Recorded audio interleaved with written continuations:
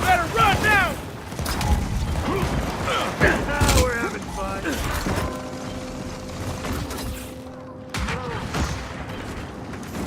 Enemy mark!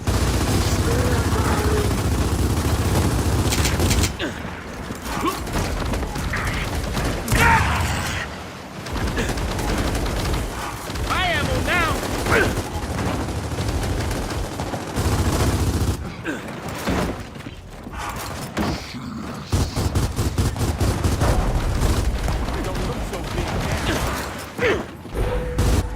That's what you get. Target my mark!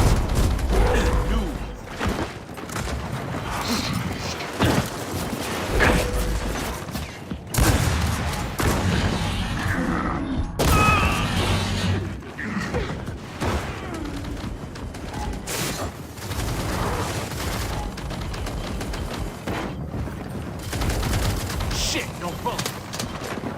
Run out! And now, you're dead!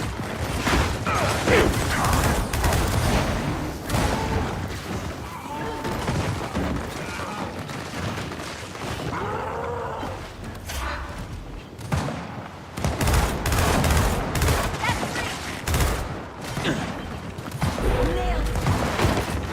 Look at my mark! Bring it on! Let's go! Who's up next? Oh,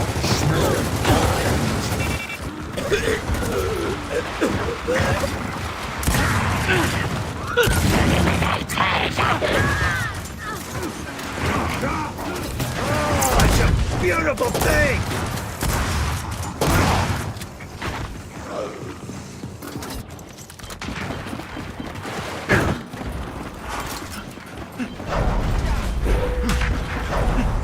Enemy mark!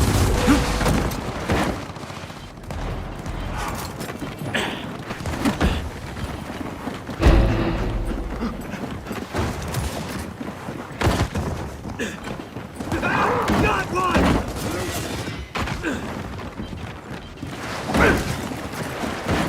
Got him!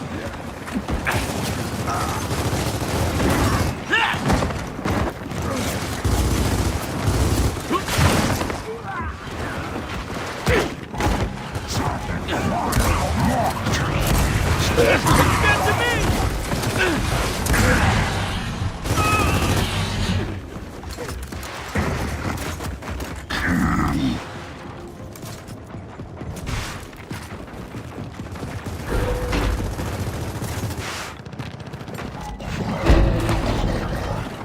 I'm on Torchon! Throwing frag! Eyes on target!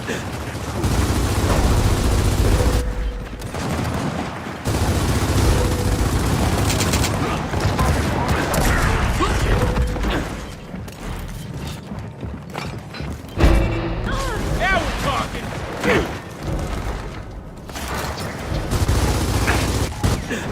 I'll take that!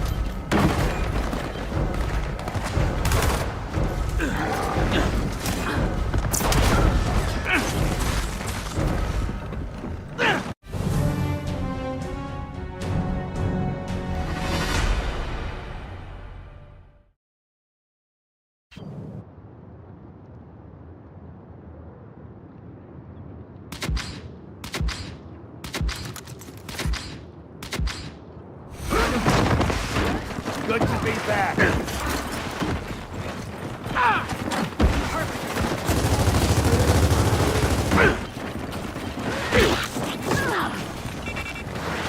Throwing shot!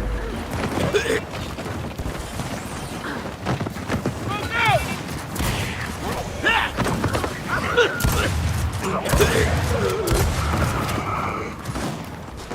Enemy mark!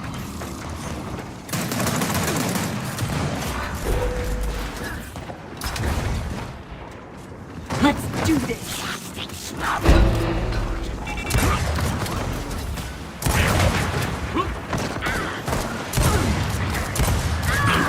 Enemy mark!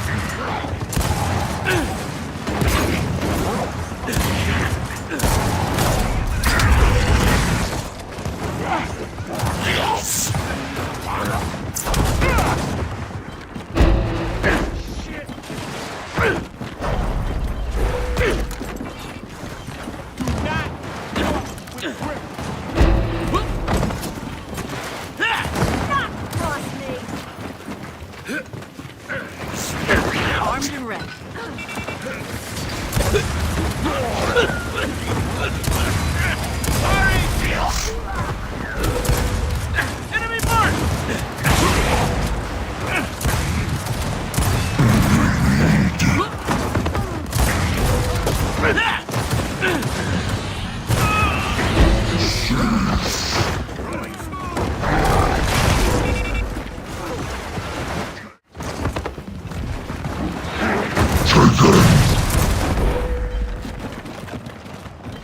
Perfect.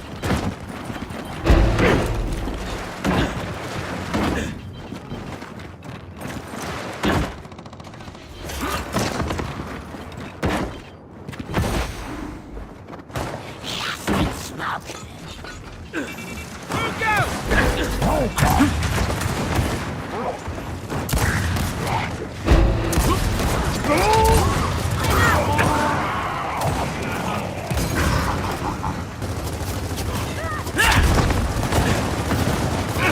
We're not done yet. Don't stop me now.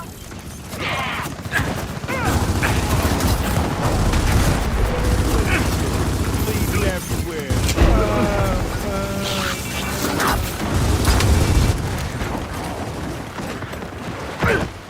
My ammo now!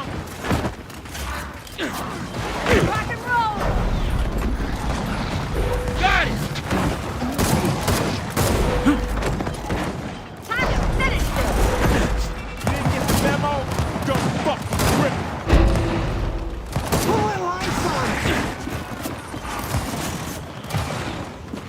Look at my mark!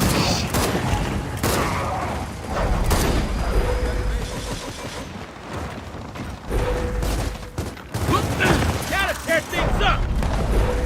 Fuck you.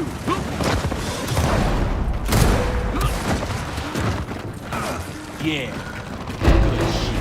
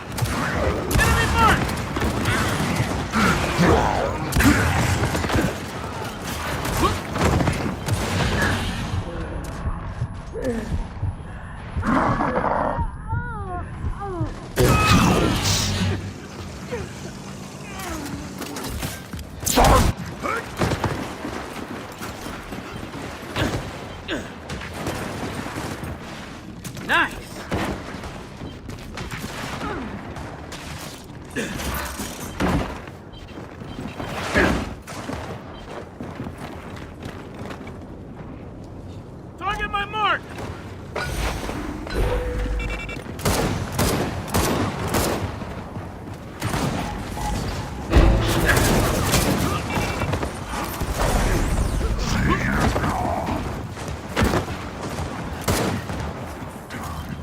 That one's done. And stay down, bitch!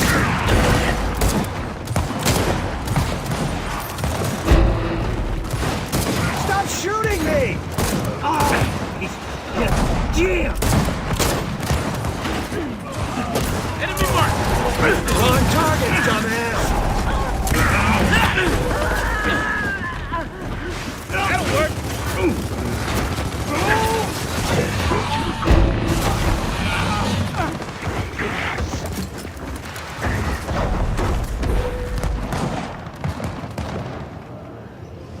Incoming smoke!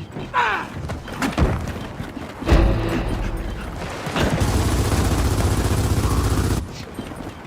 Target my mark!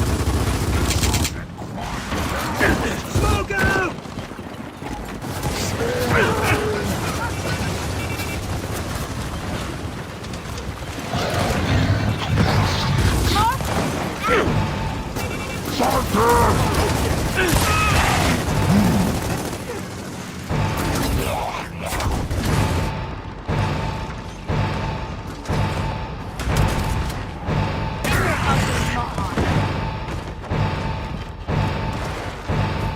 Good to go.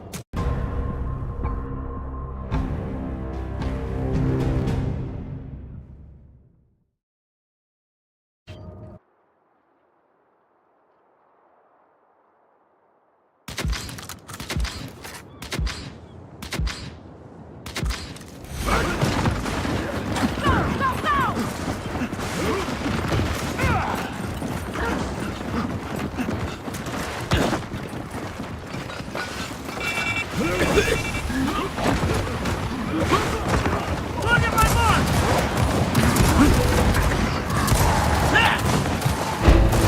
What happened next?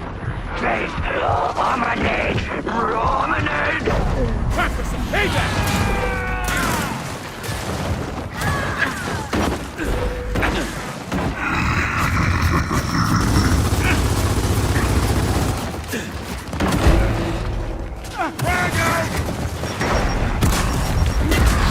That's what you get!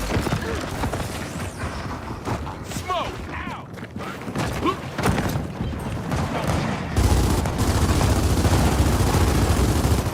That's how it's done!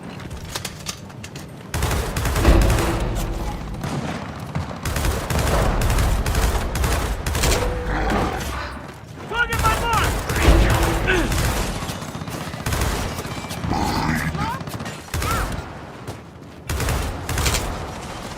Throwing smoke!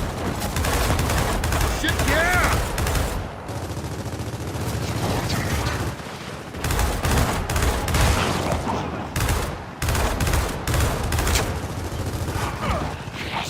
Yeah, that's right!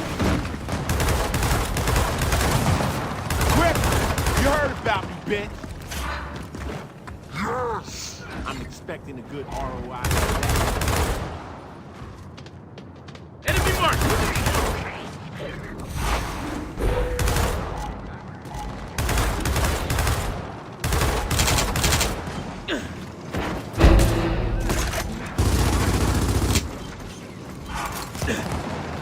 Nice! Target my mark!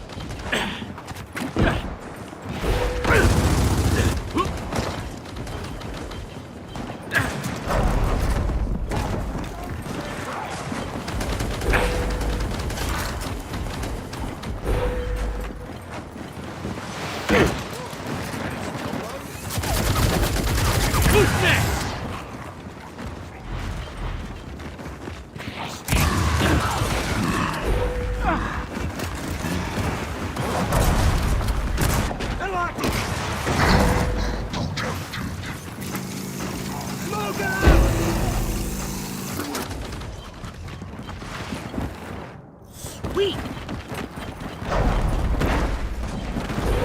Oh yeah!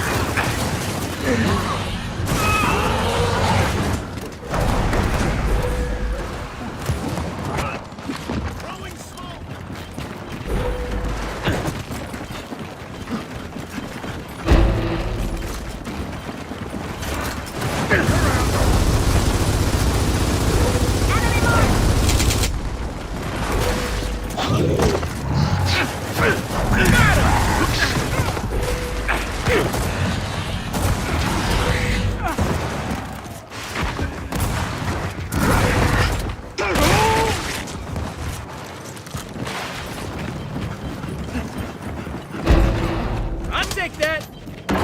Enemy mark!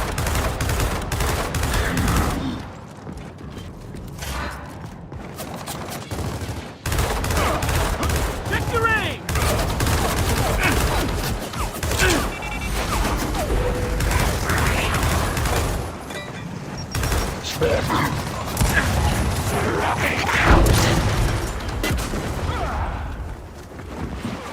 No! He's up next!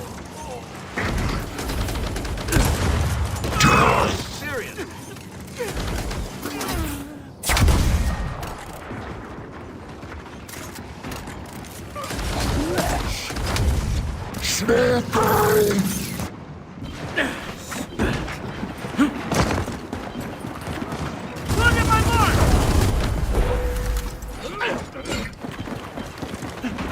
I need this. Oh yeah! Enemy mark! Look back to me!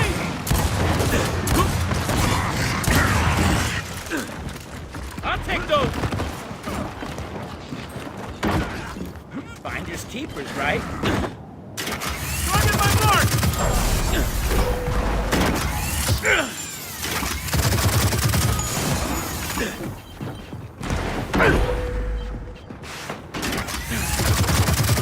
Empty!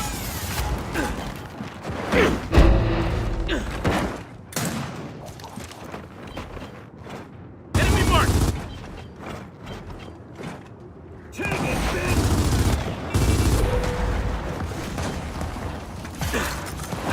Did you see that?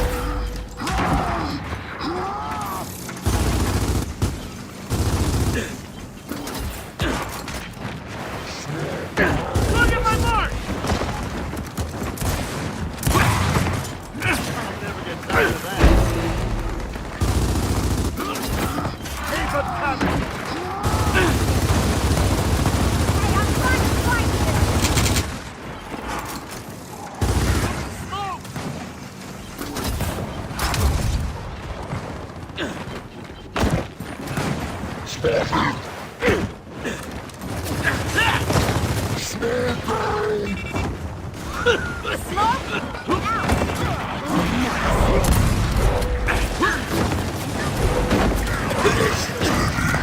Target my mark!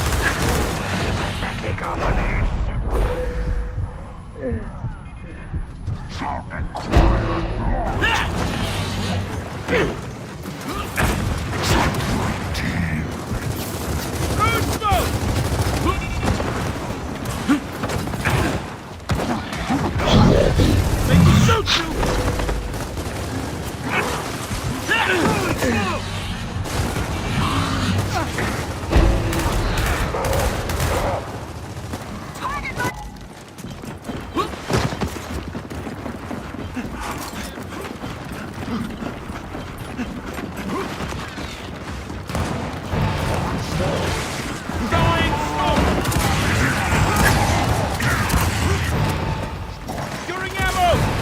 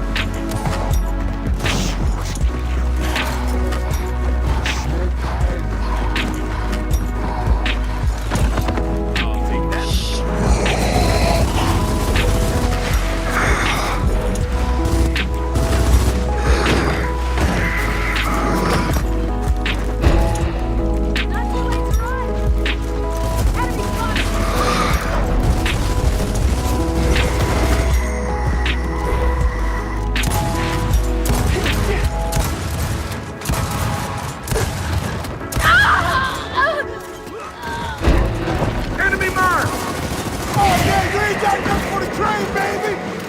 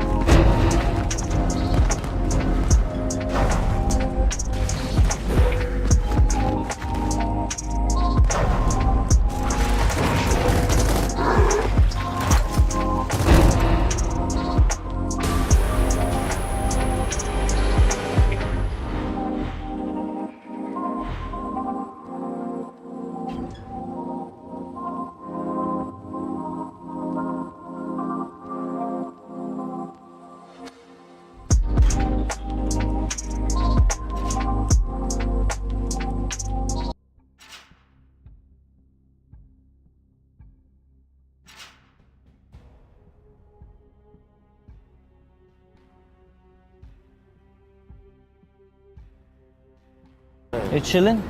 Hey bro, where's the nearest subway over here? I'm not from out here, that's why. Well, shit, Looks like you know a lot of directions, my boy. You trying to get dropped or what? Hey, what you mean get You look dropped? like a type of guy that wants to get dropped, my boy. What the you mean? You know who I am? I don't care who you are, bro, but the way your image is, it looks like you're trying to get dropped or what? Better back up, bro. Better back up with all that. You know who the fuck I am? Where you from, matter of fact? Where you from? Earth. Where you what? I live on Earth. Eastside Paramount. Hey, chill out, bro. It's a video. It's a video. You chilling? Hey, bro. Where's the nearest subway over here? I'm not from out here. That's why. Well, shit. Looks like you know a lot of directions, my boy. You trying to get dropped or? NASA just did something insane. They dropped 25 new images of space from an X-ray space telescope. That's right, X-ray images of space. Starting off strong, this is the center of the Milky Way, and astronomers don't know what these big filaments are. Here's another one. Look closely at all of these structures in here. This is the Crab Nebula. Look at the rings and these lines. The JWST version doesn't even see those things. This is a photo of a pulsar wind nebula, and a low-energy X-ray cloud as seen from other telescopes. And here it is from Chandra. It just exists now. Jupiter in infrared from Hubble, overlaid with X-ray from Chandra. X-rays at the pole. Here's an image of a planetary nebula, and here it is with Chandra's X-rays on top of it. You can see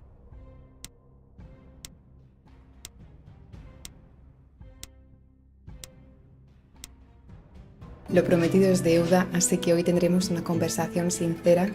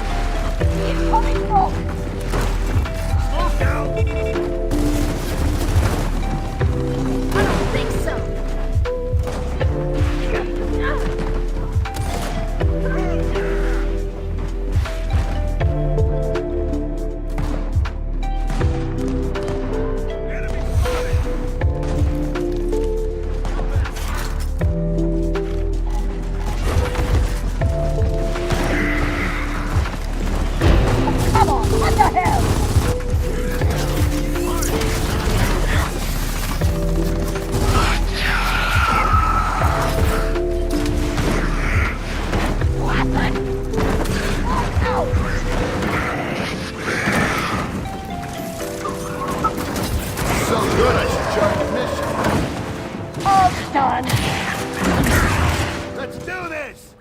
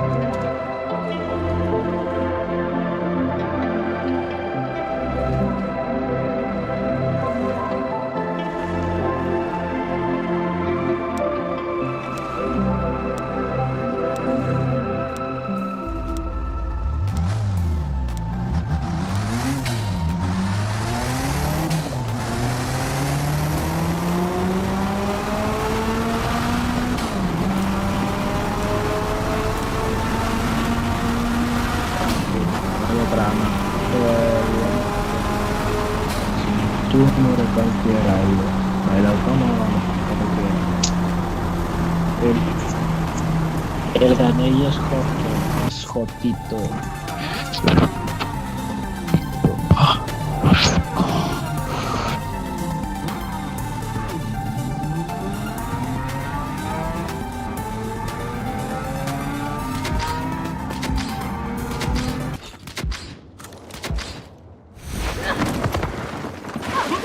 More senseless slaughter! Throwing smoke! Got it!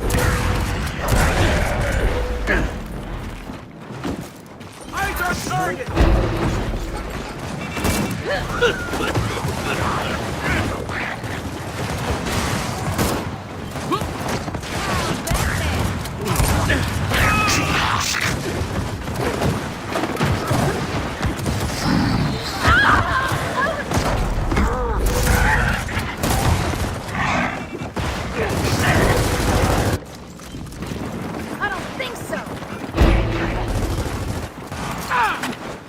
Throwing smoke! Throwing fire! Flame out! Enemy marked! Got it!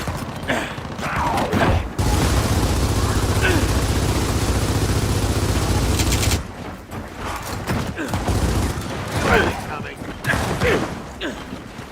Lobotomized! Target my mark! Securing ammo! Coming slow!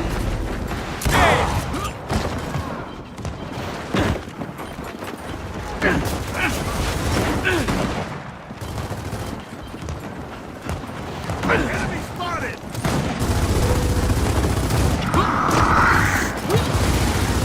Out of the way!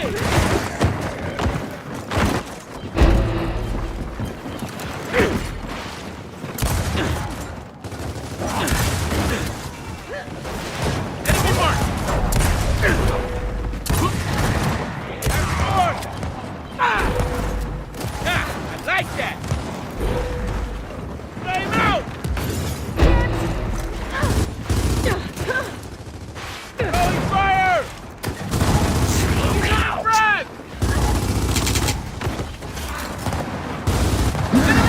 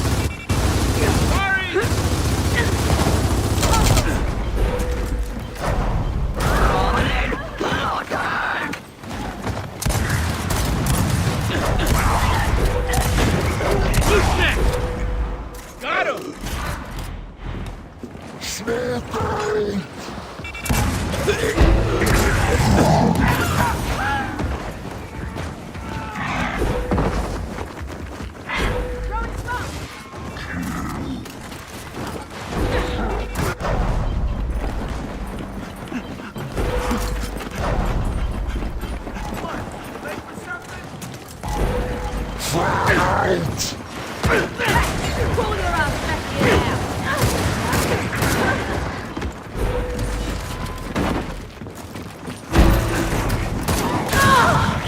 That was pretty! Needed this.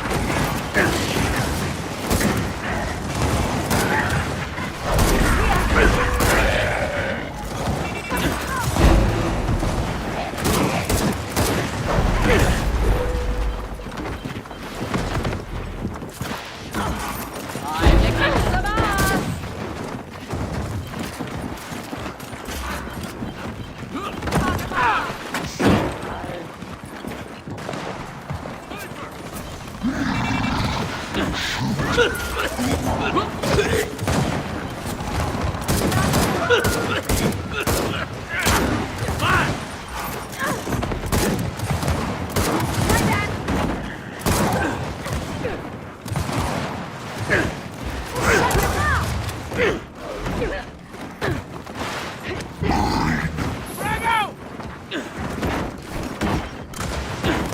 Get out of my goddamn shot! Frag out!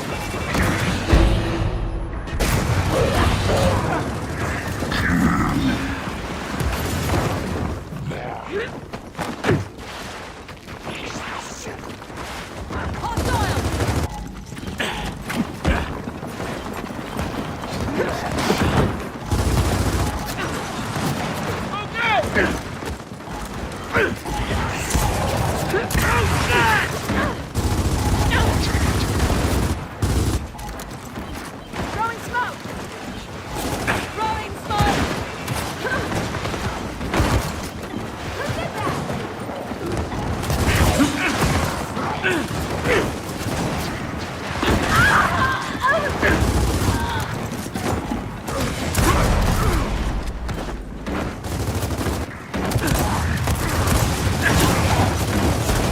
That'll work! I'm in my mark!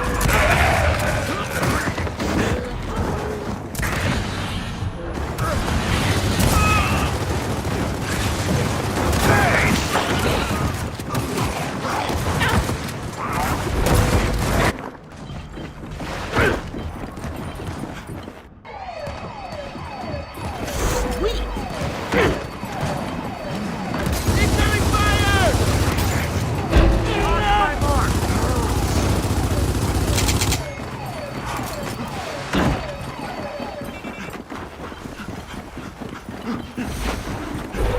Ha! Now I'm happy!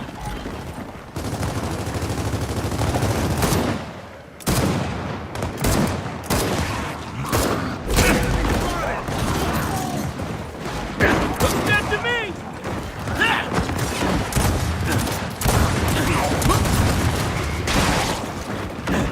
Ammo's mine!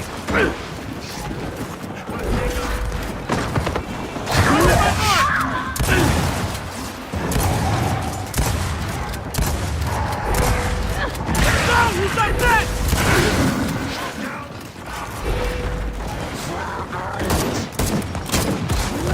Now I'm fired up! Hot one. Sniper. Okay, that was good. Throwing smoke.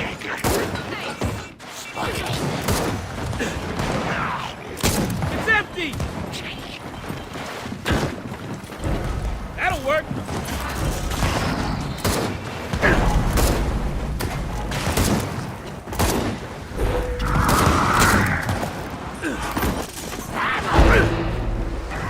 I'm in my mark!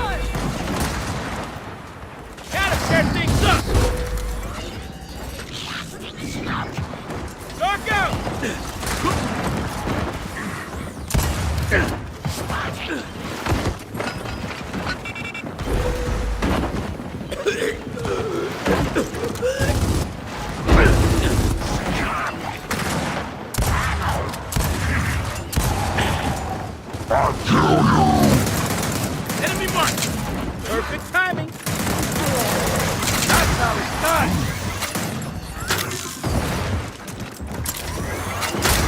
Oh yeah! I'm knocking him down. Eyes on target. Needed this.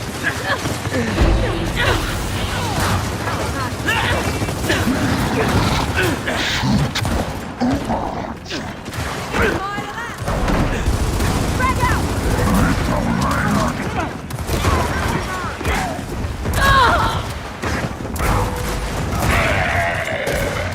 Incoming smoke.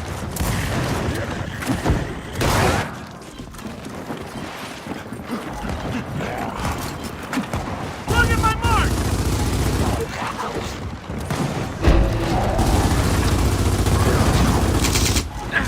Now we're talking. Walk out.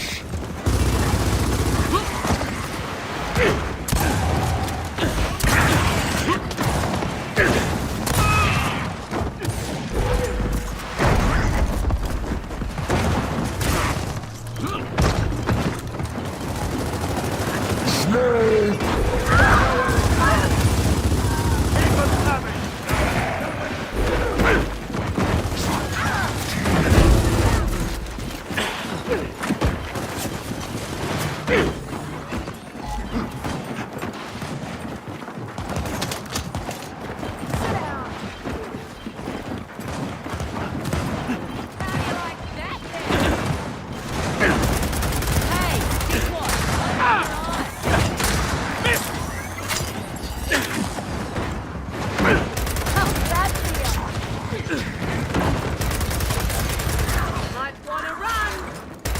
Sorry.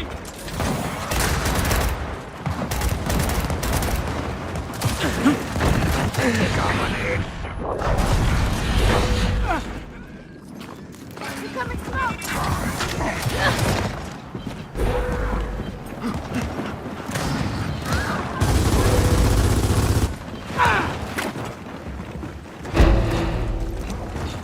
Throwing shots.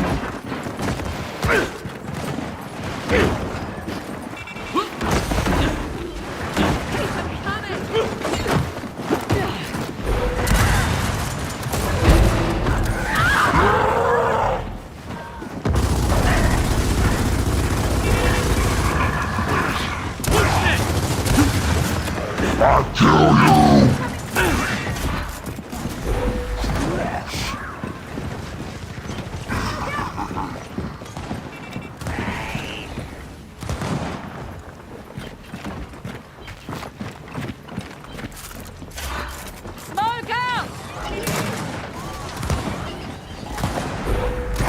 Oh snap! Good smoke. We've got a sniper.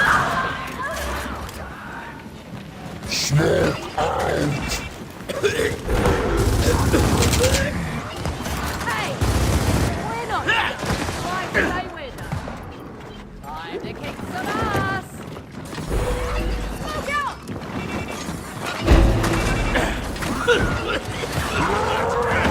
Enemy marked. F3.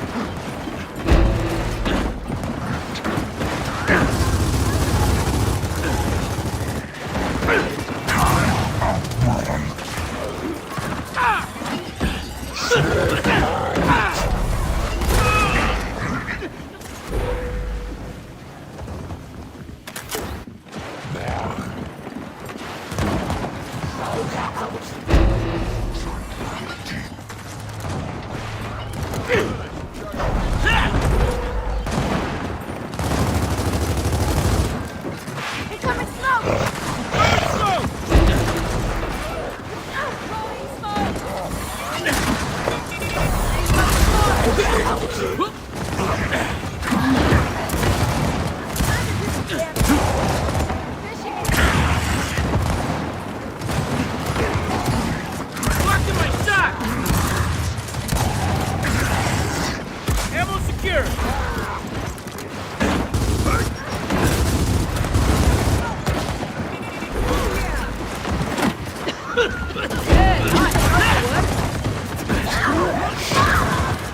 Enemy mark! Let's do this.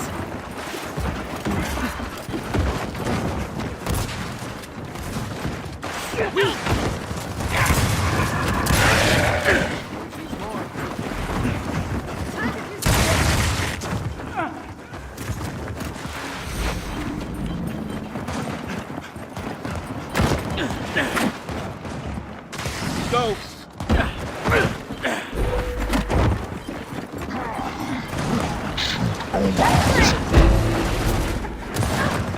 Fuck out!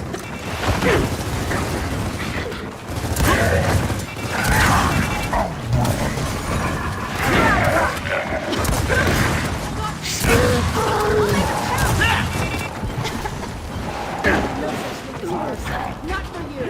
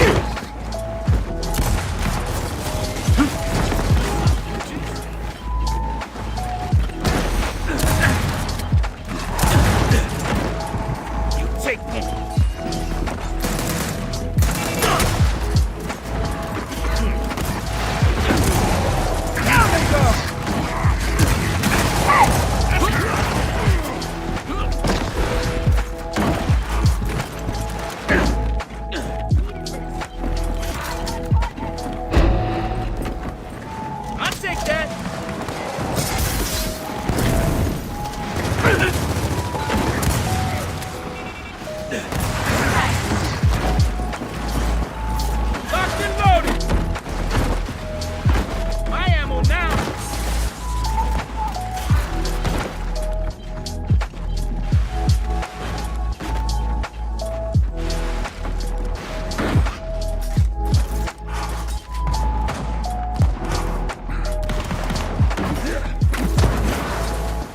Cool. And it's still light. Oh, I hate you right now.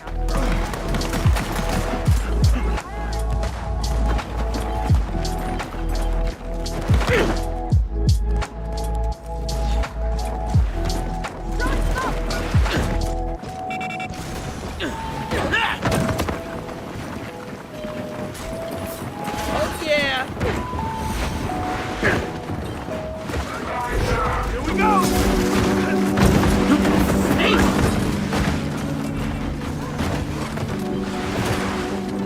Eyes on target. Repair requested. Move out.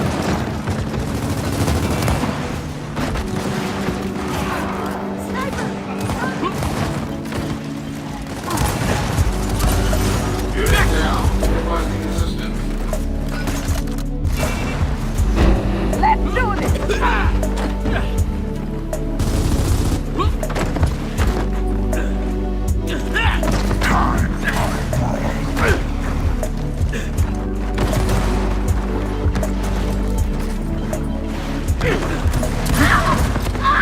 Stay down.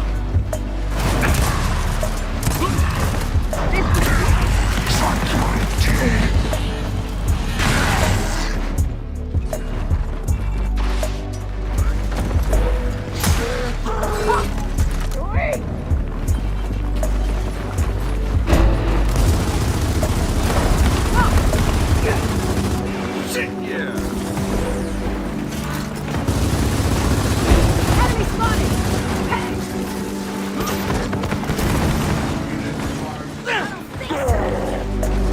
Throwing smoke. Throwing frag. Grenade planted. Send them in. My ammo now.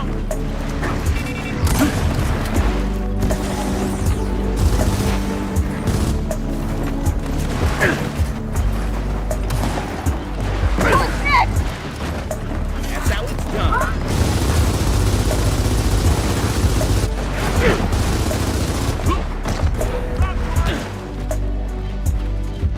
Want some of this?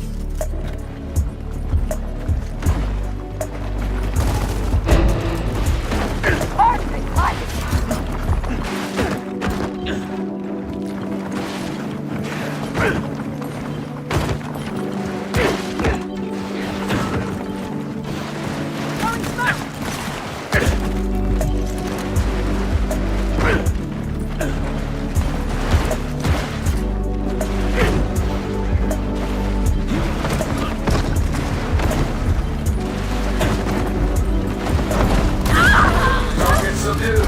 Hey! Cheer coffee. This'll work.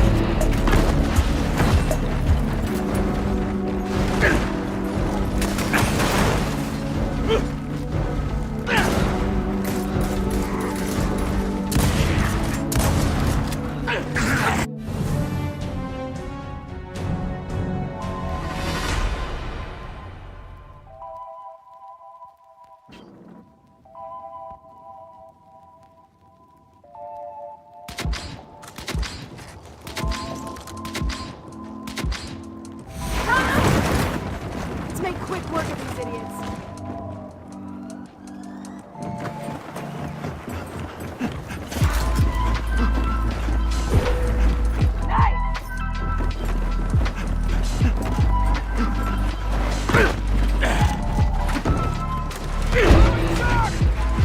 One, get ready! Immediate assistance. Clear!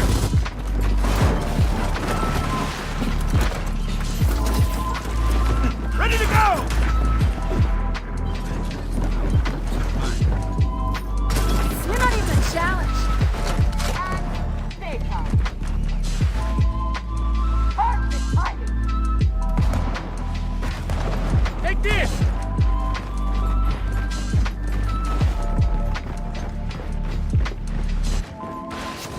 Here! Incoming smoke!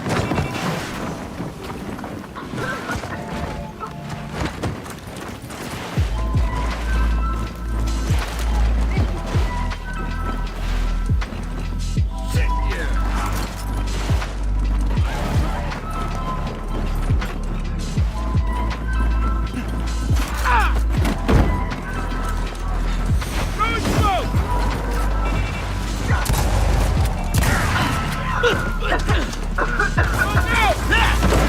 Enemy marked!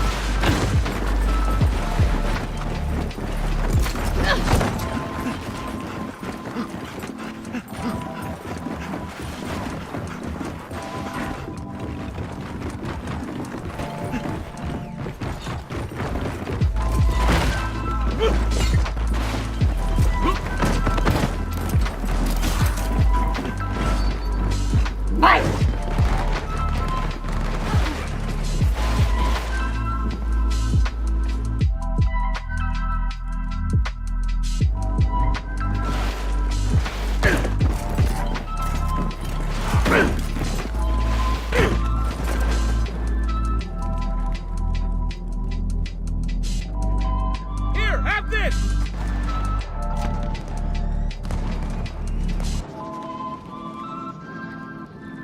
Trade ya!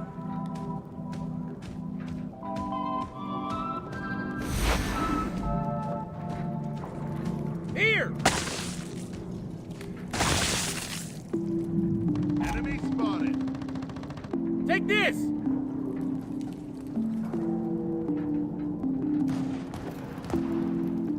Where are you going? We're not done! Here!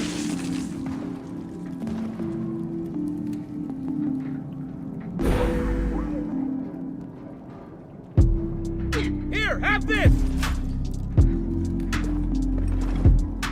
Sure thing! You might want to duck.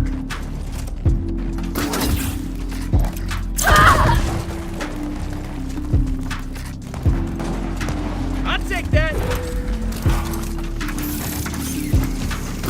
Time to go!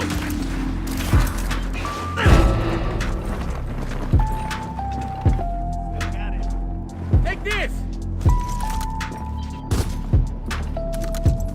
Here's some ammo! Take this! Take some ammo! Have some ammo! Here, have this!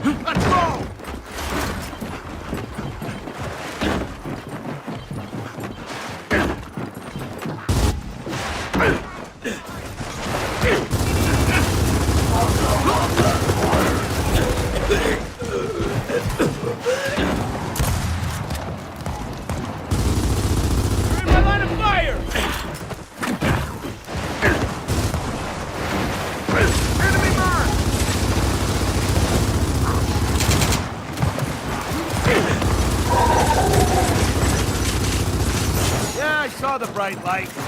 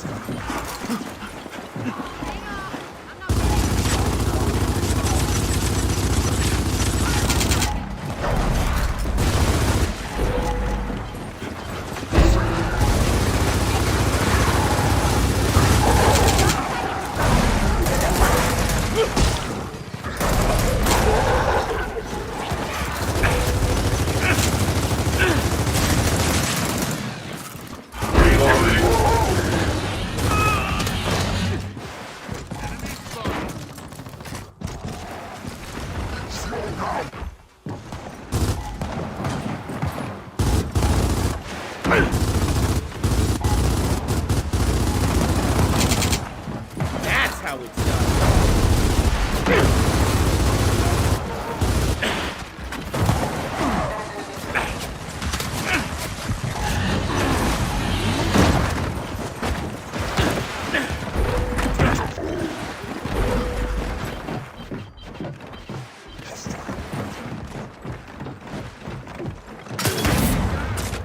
Let's do this!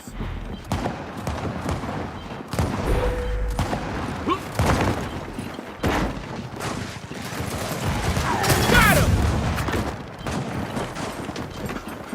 Ah, now I'm happy! Enemy mark!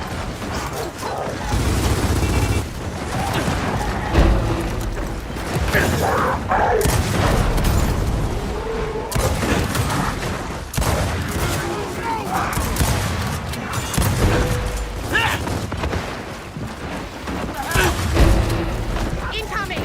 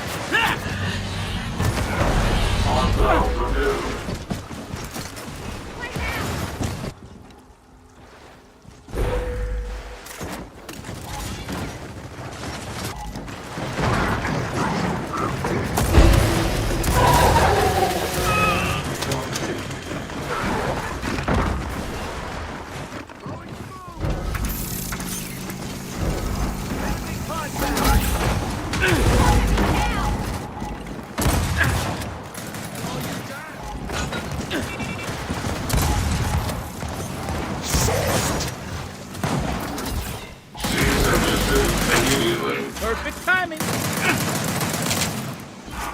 Enemy mark! Incoming smoke! Smoke out!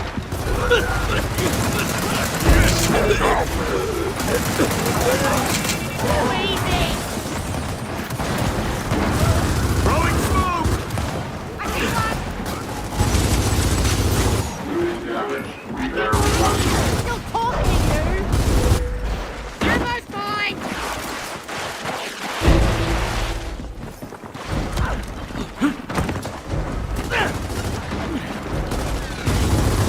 Coming smoke! Ah, you're close now! Sorry!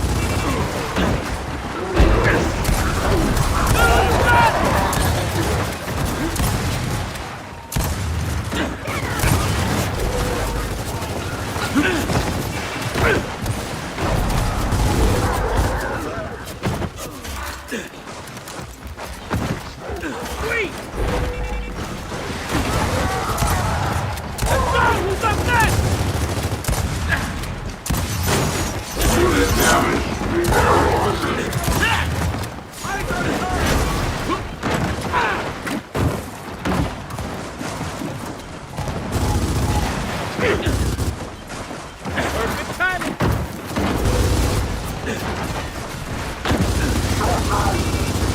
see that?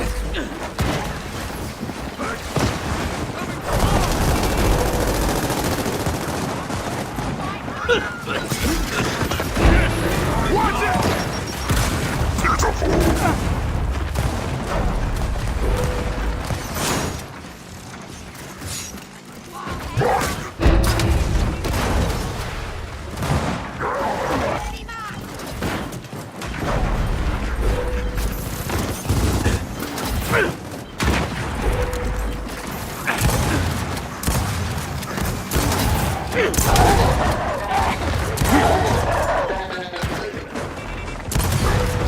Look at my mark!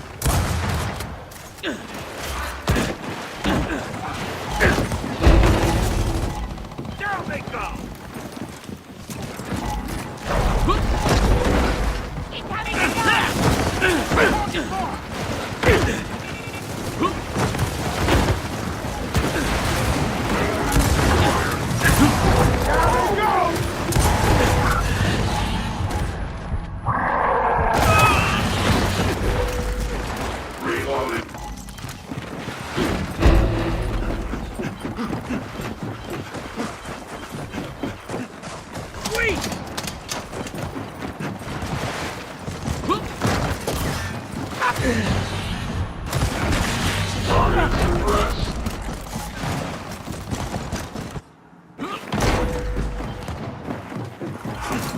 Eyes on target!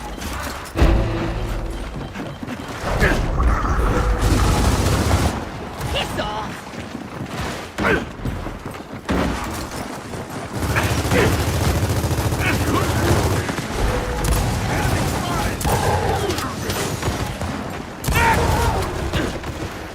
Called experience. Those will work. That's more! Yeah, that's right.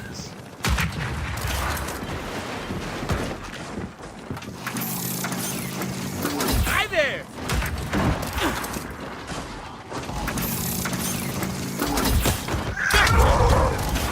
Need medical attention!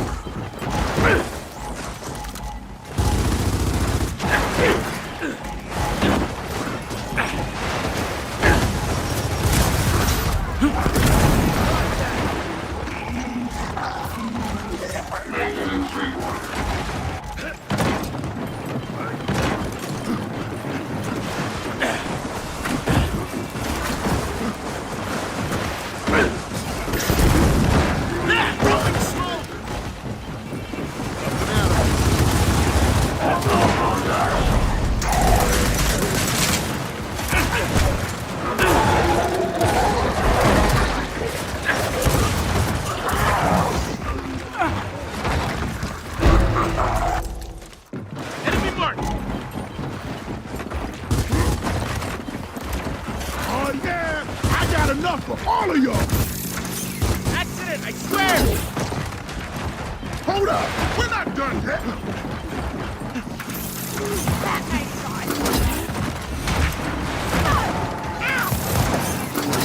Enemy spotted!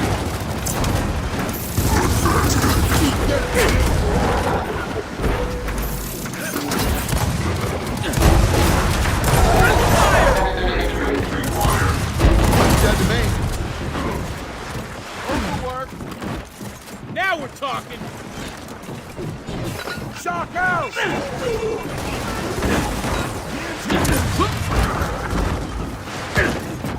On again! What's the matter? Hurt?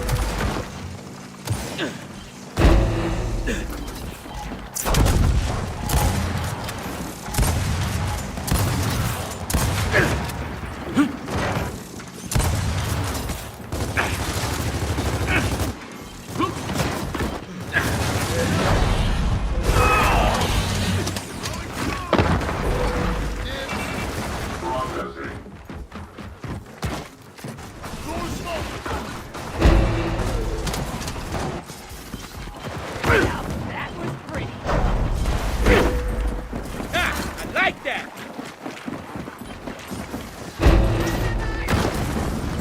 Unit reloading.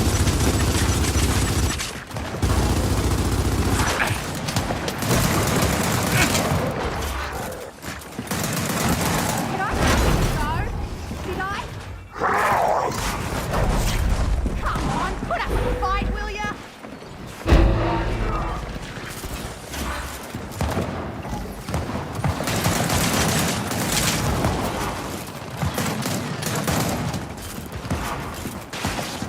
I'm not done with you. Oh, love that sound.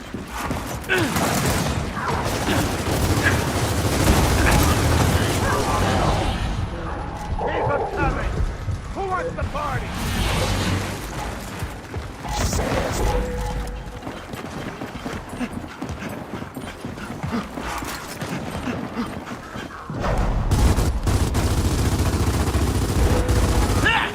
Perfect timing.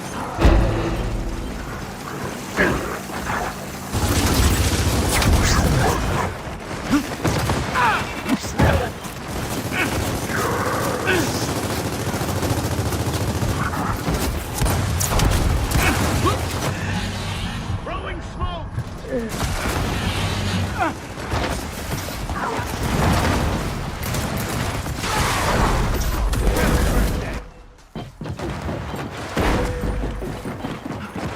Enemy mark!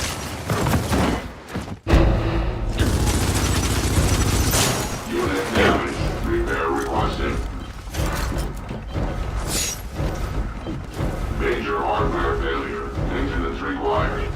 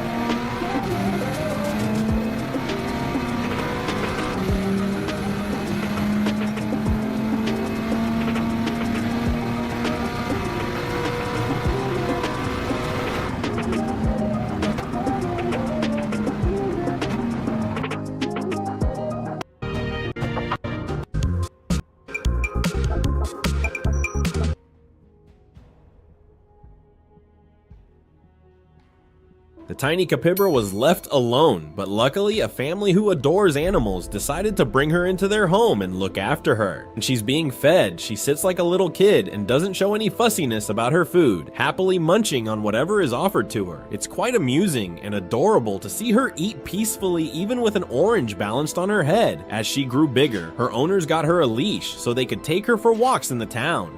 The tiny capybara was left alone, but luckily a family who adores animals decided Watch the world's biggest fireworks bomb explode over Nagaoka in Japan. Before it was shot, they warned the people with an air raid siren.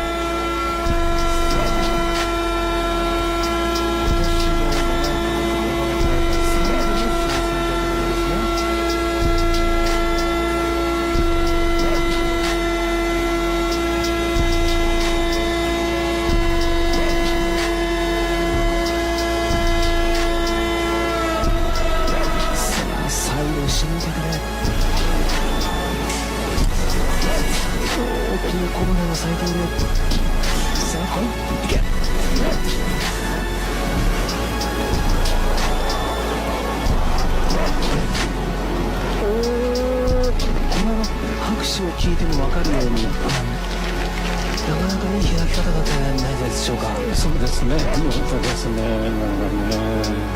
Watch the world's biggest firework.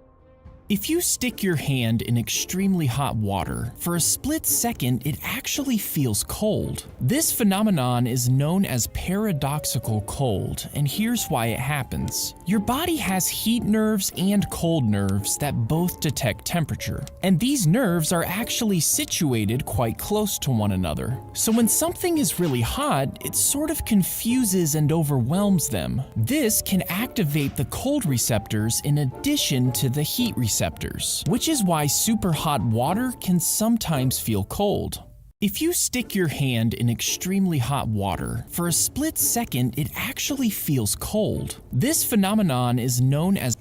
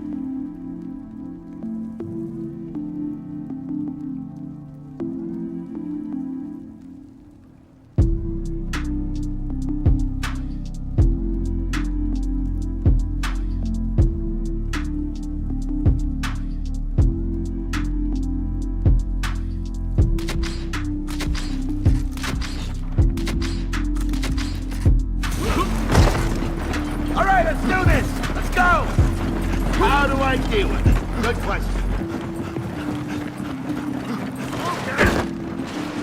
Smoke out! Ah! Now I'm happy!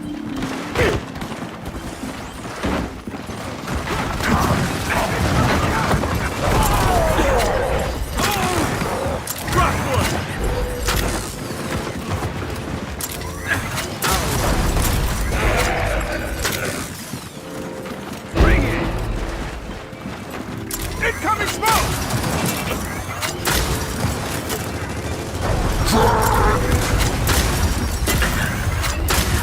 Look at my mark! Who's next?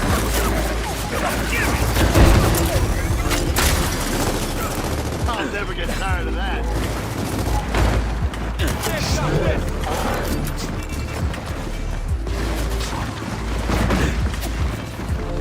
Throwing smoke!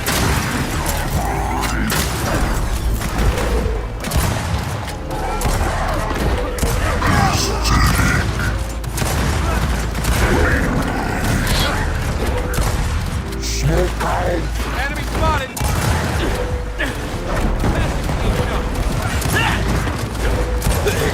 Alright, who's next?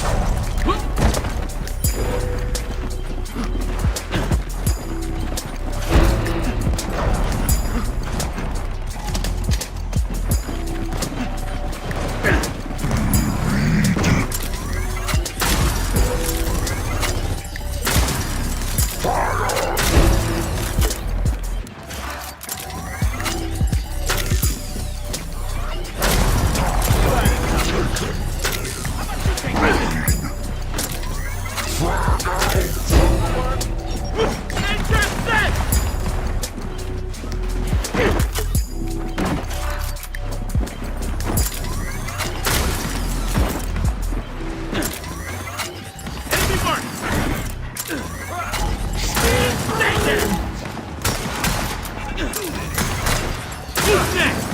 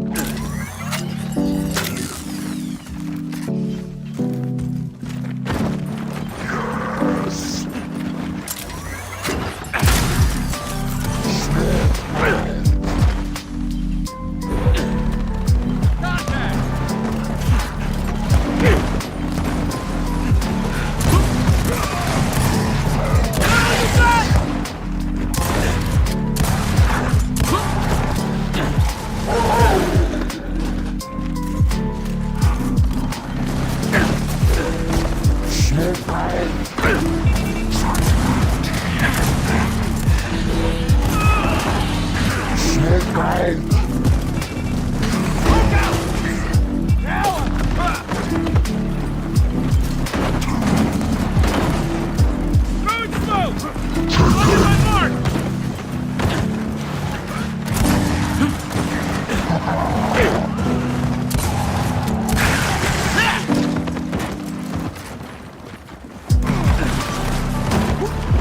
Feel better already! Go! Hang out! Thanks!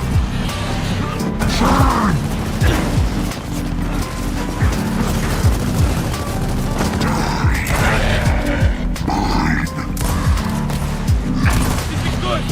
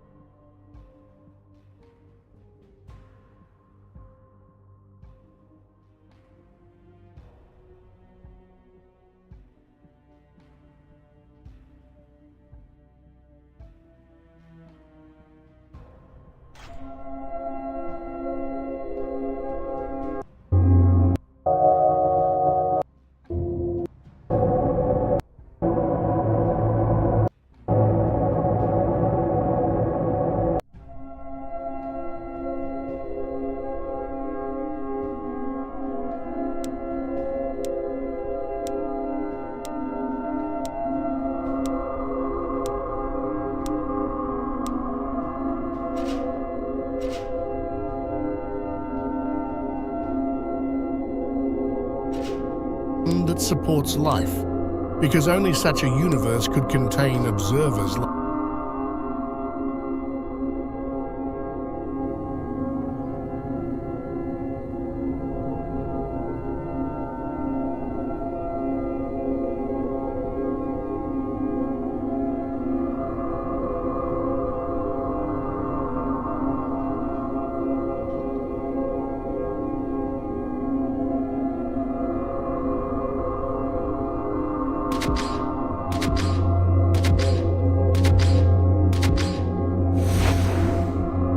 This is a fine group of soldiers we've got here.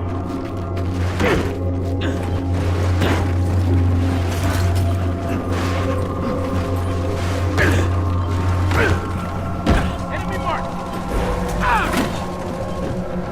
Look out!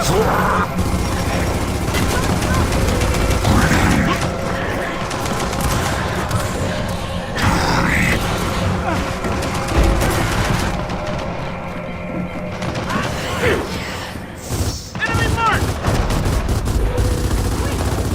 Blocking my shot!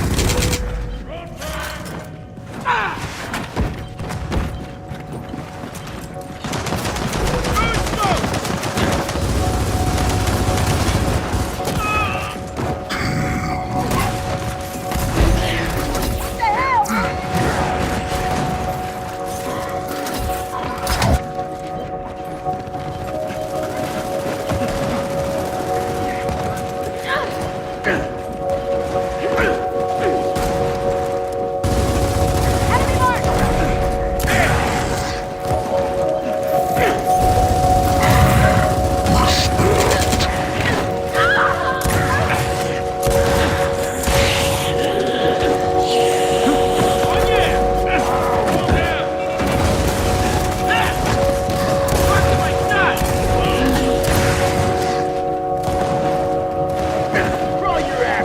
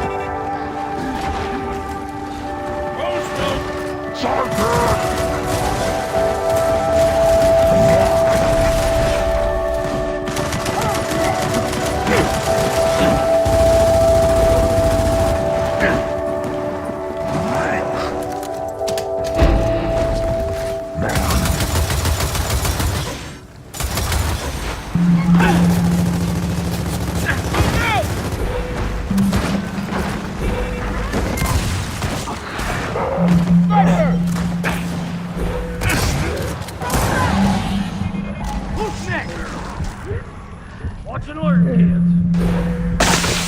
I owe you one! Now we're talking! Someone's crawling away. Enemy mark! Let's do this! Roll smoke! Just to be you! Nick, you're aim! I'll make these down. Incoming smoke! Come on.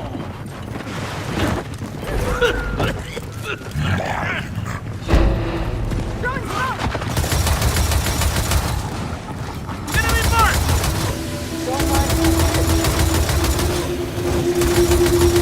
Ground ammo!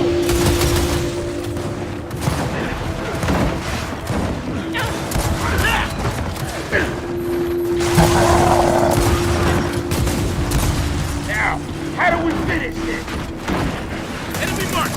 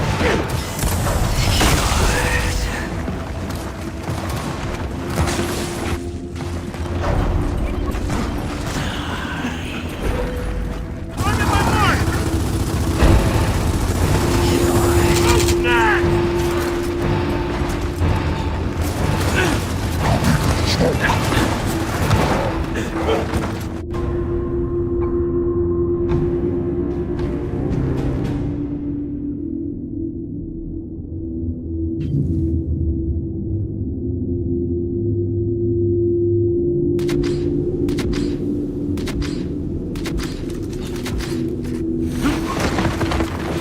is fine group of soldiers we got here. Enemy mark! Out of the way!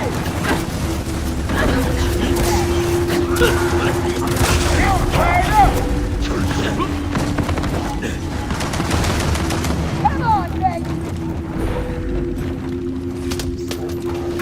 Enemy mark! Fire in the hole! Out of the way! Contact! I'm all rolling! You're welcome a shot! Don't eat!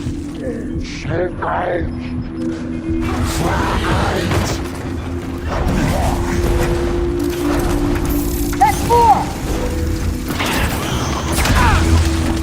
Contact!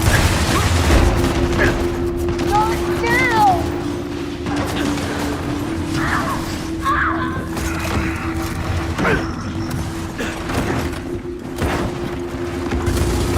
Revive me!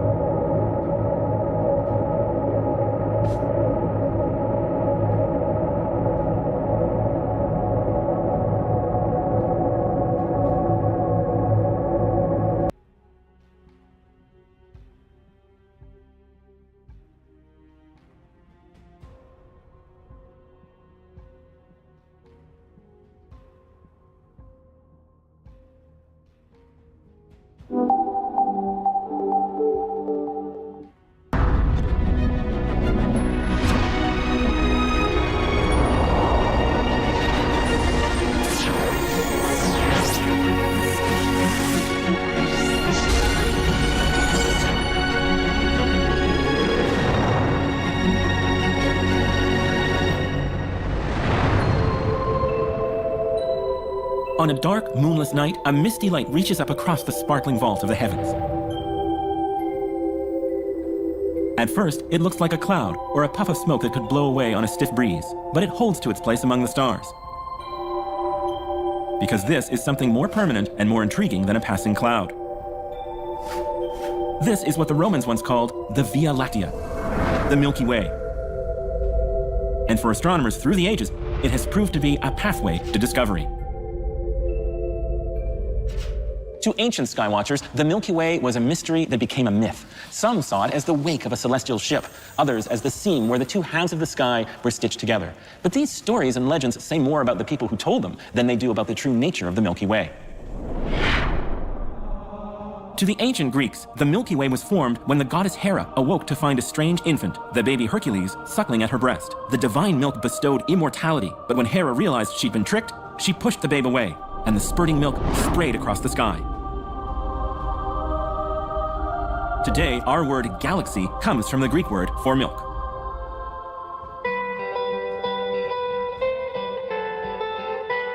But stories aside, the Milky Way's true nature was hidden until people could see it through a telescope.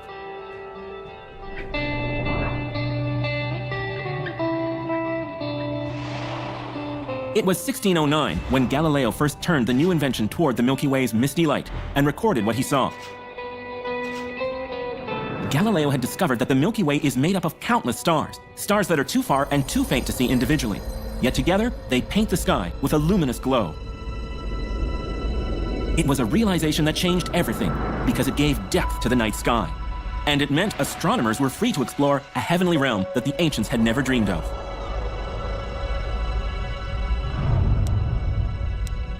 Galileo noticed that the stars in the Milky Way are sometimes grouped in clusters.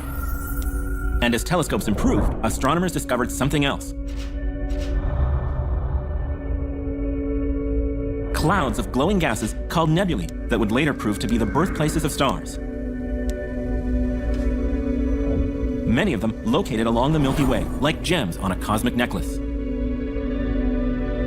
But even as the telescope uncovered the hidden treasures nestled within the Milky Way,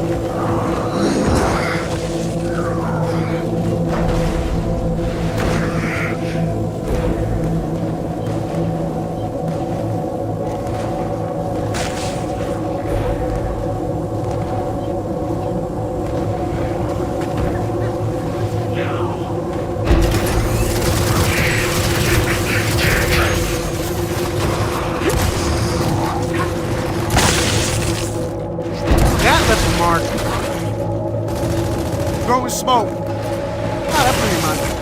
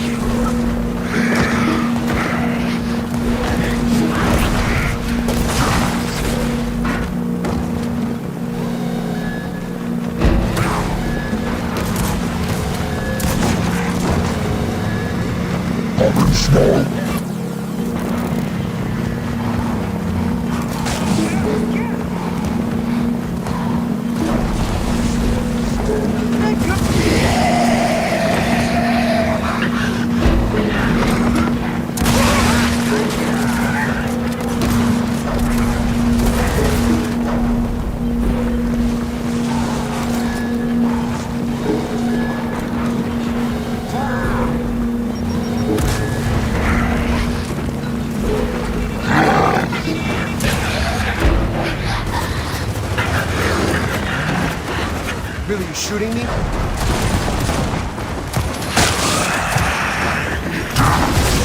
Ladies and gentlemen, brace yourself for our next performer, Sarah Landry.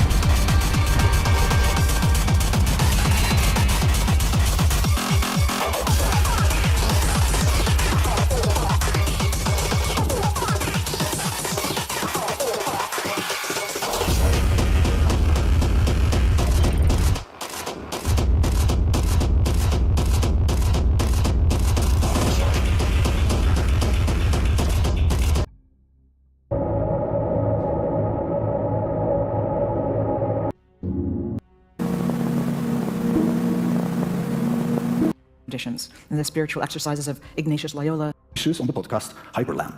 So we are very happy to welcome you here to Bergen. And please, David, the floor is now yours.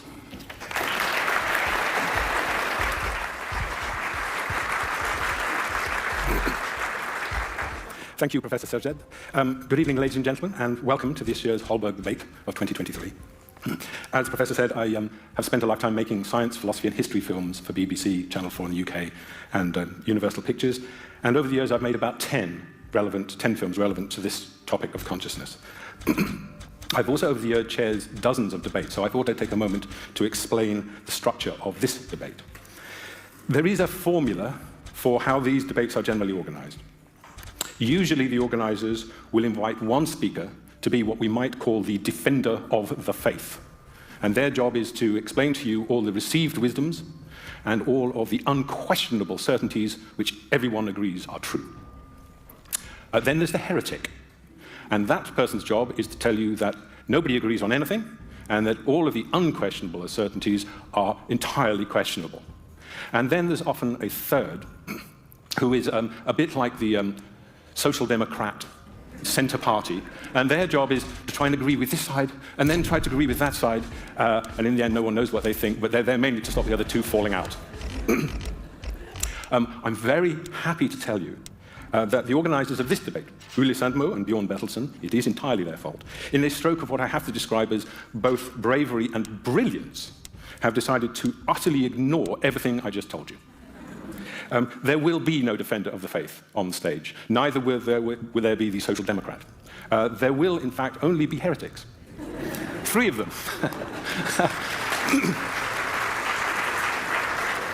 Now, it is true that some of them are more heretical than others, but they have each, in their own way, questioned some of the long-held assumptions of modern science, sort of chipped away at the articles of faith, one might even say the dogmas of conventional science, which form the battlements of established wisdom. But our speakers this evening are not here simply to tell you that they disagree with conventional wisdom or even with each other. They're here to find some shed of light on why. Because all ideas have a consequence. I think people accept or reject an idea based on what they think the collateral damage to the rest of their worldview will be. Because if you accept an idea, sometimes you find that idea then forces you to give up another idea you're really not happy about enough. And if that's the case, then people say, oh, that's rubbish. If it's not going to do much damage, and that's what we're here to do, is to talk about and explore what are the consequences of the state if any of the ideas that speakers have are true. Is this a good thing to do, a scientific thing to do? Well, here's a quote written by one of our panelists, and see if you can decide which of the three he wrote about. Here's the quote. It is not anti-scientific to question established beliefs, but central to science itself. At the creative heart of science, the creative heart of science is a spirit of open-minded inquiry. Ideally, science is a position of belief system. Innovative science happens when scientists feel free to ask new questions and build new things. And that is what we're going to do. Asking questions, looking at new, perhaps even heretical ideas, but ideas that have a consequence beyond themselves. There are things at stake that we can turn over to. Consequences for how we understand ourselves.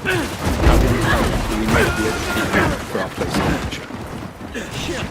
And the central question, as the Professor said, is it revolves around this idea of consciousness, which on the one hand I'm sure you all believe. I think most of you, perhaps all of you, are conscious.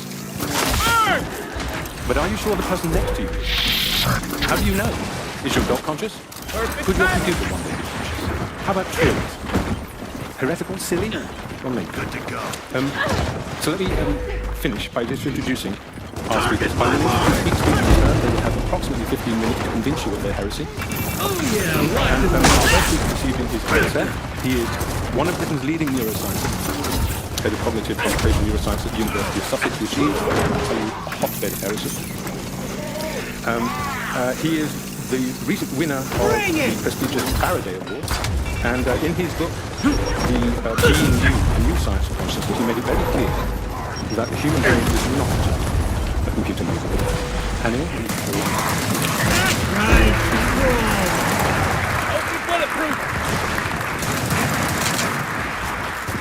Thank you, David. Good afternoon, everybody. Thank you also to the Holberg Prize Foundation, to Björn Ule, for inviting me here and for putting on this wonderful event. When I first heard how it was going to be organised, I hadn't heard about it before. What a wonderful thing to be part of. So I'm very, very happy indeed to be here, and also to see the first snow of the year in Bergen. Beautiful. Right, 15 minutes to convince you with my heresy. At the beginning, I want to start 7 years ago. 7 years ago, I seized to exist. I was having a small operation, and my brain was filling with anaesthetic. And I remember the sensation of blackness and detachment and was falling apart. And then, I was back. I was drowsy and disoriented, but I was definitely back. Now, when you wake up from a deep sleep, you might be confused about the time, but there's always this basic sense of continuity, of some time having passed between then and now. But just out of interest, how many people in the audience have had general anesthesia and are willing to admit to it? Quite a lot. Okay, for those that haven't, I highly recommend it. Really interesting non-experience. And that's because when you come around from anesthesia, from general anesthesia, it's very different. I could have been under 5 minutes, 5 hours, or even 15 years. I just wasn't there. Under is an understatement. It was totally oblivious. Now, anesthesia is a modern kind of magic that takes people and turns them into objects, and then back again into people. And when we come round and open our eyes, our brains do much more than merely process information. We are not computers made of meat. Our minds are filled with light and colour, with shade and shape. We experience the world around us and being a self within that world. How does this happen? What makes us more than merely complex biological objects? This is the challenge of understanding consciousness, which might be one of the most exciting and vital frontiers of modern science. I'm very honoured to participate in this year's debate, along with Dr. Sheldrake, Professor Demon, and David. And we'll be discussing two questions, I think. One is, do conscious experiences happen both within and beyond the brain? And also, can science solve this hard problem of consciousness? And in the remainder of my opening remarks, I'm going to talk more about solving the hard problem of consciousness, but I'll say a little bit about whether consciousness extends as well. Let's start with the topic definition. What is consciousness? Well, the philosopher Thomas Nagel defines it this way, and it's a good starting point for me. He says, for a conscious organism, there is something it is like to be that organism. It feels like something to be me. It feels like something to be each one of you. Probably feels like something to be a bat, or an ape, or a kangaroo. But it doesn't feel like anything to be a table, or this lecture, or a blade of grass, or a laptop computer, probably. For these things, there's probably no experience going on at all. At least this is a real starting point. Now, from the standard perspective of Western science and philosophy, and there are other options, I'm sure. The challenge is to explain how and why this is so. Now, the origins of the challenge go back as far as you like into history, but a useful modern landmark is with the philosopher David Chalmers and his hard problem of consciousness. He puts it like this. It is widely agreed that consciousness arises from a physical basis, but we have no good explanation of why and how it so arises. Why should physical processing give rise to a rich inner life at all? It seems objectively unreasonable that it should, and yet it does. Now, there's an assumption here, not made explicitly in this quote, but taken on by many researchers in the field, including that the relevant physical basis and physical processing being referred to are about things happening in brains, and perhaps in bodies too. The question then becomes, what is it about the combined activity of the billions of brain cells and associated other gubbins in the skull that gives rise to, entails, or is somehow identical to a conscious experience? And this question has been the rallying cry in consciousness science for at least the last 30 years or so. And I say the last 30 years or so because it wasn't always this way. Despite consciousness being a central question when neuroscience and psychology first emerged as coherent academic disciplines, for a good part of the last century, the topic was pushed to or beyond the fringes. It was heretical to want to study it at all. The suspicion dominated that consciousness, being intrinsically subjective and private, as well as mysterious in some way, could not be usefully studied for the full of science at all. The psychologist Stuart Sutherland wrote in the International Dictionary of Psychology in 1989, just before I started my undergraduate degree, that consciousness is a fascinating but elusive phenomenon. It is impossible to specify what it is, what it does, and how it exists. Nothing worth reading has been written on it. It's a pretty pessimistic outlook. Fortunately, things have changed, and I feel lucky these days to have been part of a renaissance in the scientific study of consciousness. And it's not just science. It brings together scientists of all stripes, mathematicians, psychologists, neuroscientists, psychiatrists, computer scientists, physicists, with philosophers, also with anthropologists and other social scientists, all trying to tackle this fundamental problem. And while no one has yet cracked it, exciting progress has been made and continues to be made. Now, the initial strategy in studying consciousness, and still a very popular approach, is to look for the so-called neural correlates of consciousness, fingerprints of consciousness in the brain, or footprints. These are the parts of the brain or aspects of brain activity that change when consciousness changes.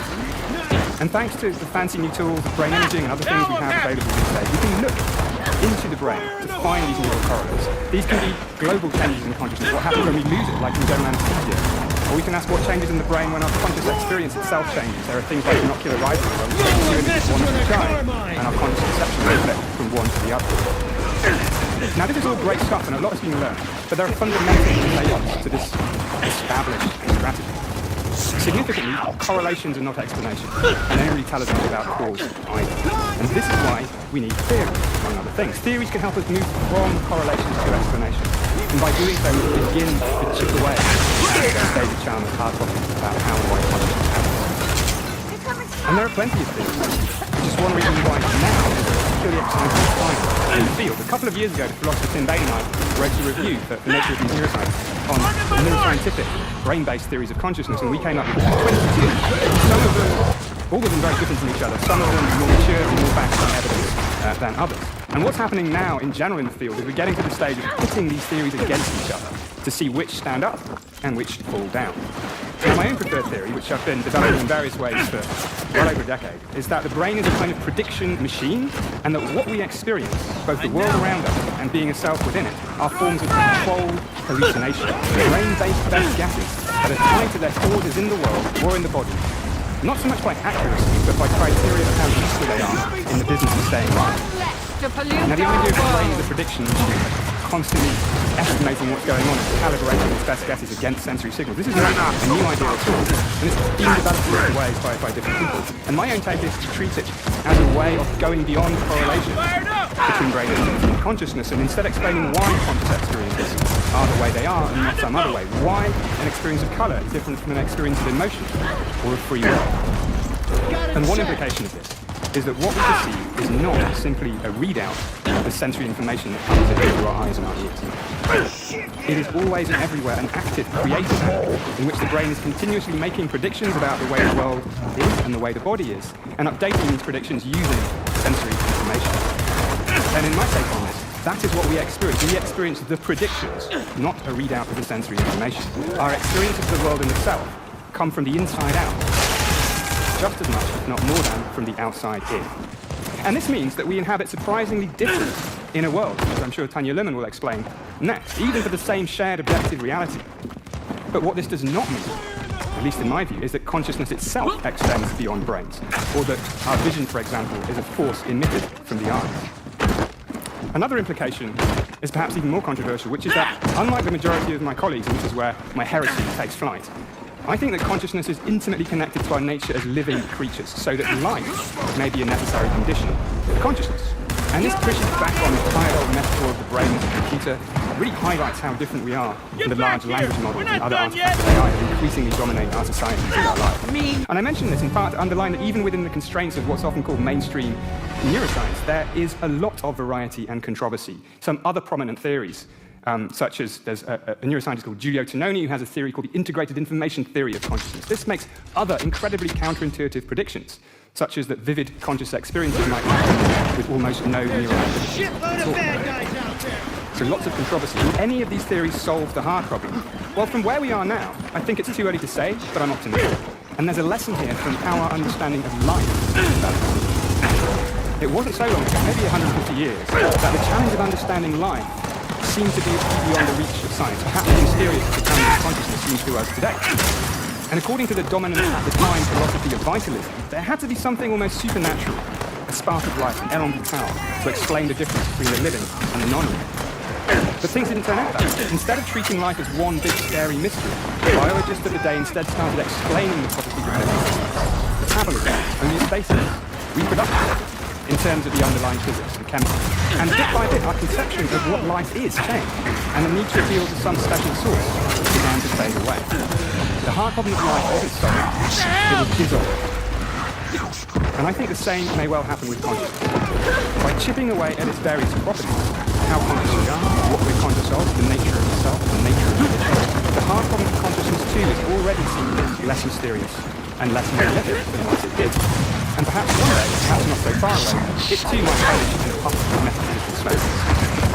And also might be be wrong, both in my own view and in this optimistic view of the future of consciousness science. But that's okay. The beauty of science is the ability to be productively wrong, so that our collective understanding always ratchets up. And even if we don't fully understand the problem of consciousness, what we're learning along the way is already radically changing how we think about the nature of how we experience the world, perception, the self, and other things. And this is having major implications in society, something I hope we'll talk about later, in ethics, in medicine, in animal welfare, in law, in how we deal with AI, and in much more besides. Now, the neuroscience of consciousness is at a very exciting place. Now, just as astronomy faced the challenge of the very far away and quantum physics the challenge of the very small, neuroscience faces the unique challenge of the very complex. And we are just now developing the theoretical and experimental tools to get to grips with this challenge. And if it still seems difficult to understand or imagine how any kind of physical stuff could give rise to any kind of experience, well, this could well be because our imaginations are just not yet up to the job of envisaging what such a complex system as an embodied brain might be capable of. But when they're empowered with the tools of science and philosophy, bootstrapped from the insights of those colleagues now and before us, our imaginations can stretch further. And just like the apparent mystery of life, what once seemed inexplicable may not always remain so. Now, I'll finish by very briefly addressing the specific question of whether consciousness extends beyond the brain. The first thing to say is that I'm entirely comfortable with the idea that our minds extend beyond our brains. A good chunk of my memory is in this phone. Probably what else too. And indeed, part of what it is to be myself is in my perception of how others perceive me. And so depends, although indirectly, on things outside my own brain. David Chalmers himself, who's in the hard problems, together with the philosopher Andy Clark, has written consistently in my mind about the idea of the extended mind. But the mind, although the mind can broaden to encompass many things, the mind is not the same thing as the conscious experience itself. Now, when I look around me, the contents of my consciousness, let's say colours, they seem to be out there in the world. Does this mean that my consciousness itself is out there in the world too? Well, I don't think so. The fact that the contents of my consciousness sometimes seem to be out there does not mean they actually are. Now, this is a useful example is something like an out-of-body experience, where people experience being in a position different from their own bodies. This is clearly a real experience for many people over history and even now. But it does not mean that consciousness itself has left the body and gone flying around. There are often many different, more compelling, more empirically useful explanations for these kinds of experiences. How things seem is important to pay attention to, but it's not always a good guide to how things are. Now, in my view, in the line of thinking that goes all the way back to the Scottish philosopher David Hume, experiencing something out there in the world is part and parcel of the brain's predictions about certain causes of the sensory signals that it gets. And the interesting question, at least for me, is what is going on in the brain that underlies this experiential projection of properties like colour, shape, and so on out there into the world, and things like emotion into the bodies. Now, the claim that consciousness itself can extend beyond the brain and the body, perhaps even to act at a distance, as in the case of this phenomenon of the sense of being stared at, which I'm sure Rupert Sheldrake will tell us about shortly too. This, in a sense, is a very ordinary claim. It's very likely that we've all felt that at some time or another. But scientifically, it's an extraordinary claim. And it's an extraordinary claim because there are currently no plausible mechanisms by which it might happen. And extraordinary claims are in need of extraordinary evidence. And if we had that evidence, that would be very useful, because it would force us not only to have a different picture of consciousness, but to radically rethink explanations that would be very discontinuous with pretty much the whole of science as we know it. So in a situation like this, the evidence that we need is the sort of evidence, much like when physicists propose the existence of a new fundamental particle in the particle accelerator. This is a very high bar, which is admittedly rarely if ever met. Now, I don't deny at all that people may well have the experiences that lead them to think that consciousness is extended, whether it's an out-of-body experience or a sense of being stared at, or more generally, what Tanya Lerman will probably talk about in terms of the porosity of the mind. But how things seem is not a good guide to how things are. And in my view, the most interesting and empirically justifiable explanations for these experiences likely always lie within the brain itself, in the body. It's a brain that interacts richly with the body and with the world, but not through any spatially extended extracranial consciousness. I'll leave my last words for the poet Emily Dickinson, who, in a beautiful 1862 poem, wrote, "The brain is wider than the sky, for, put them side by side, the one the other will contain with ease, and you besides." Thank you.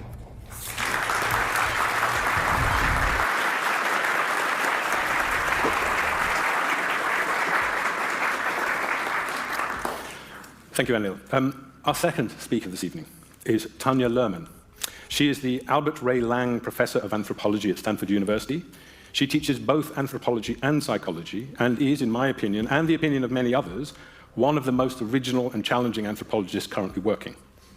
In her books, When God Talks Back and How God Becomes Real, Tanya has laid down a formidable and nuanced challenge to those who would dismiss so many of the ancient and mysterious aspects of the human mind.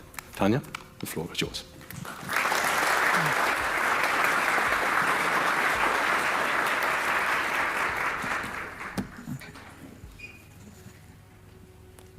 Good afternoon.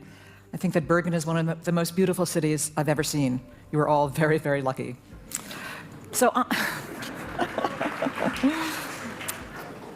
I'm here because as an anthropologist, I've seen in my work that humans can come to experience their own thoughts as not their own and as not inside them. So a person can have a picture in their mind and just feel that it's not their own image. A person can hear a voice when they're alone.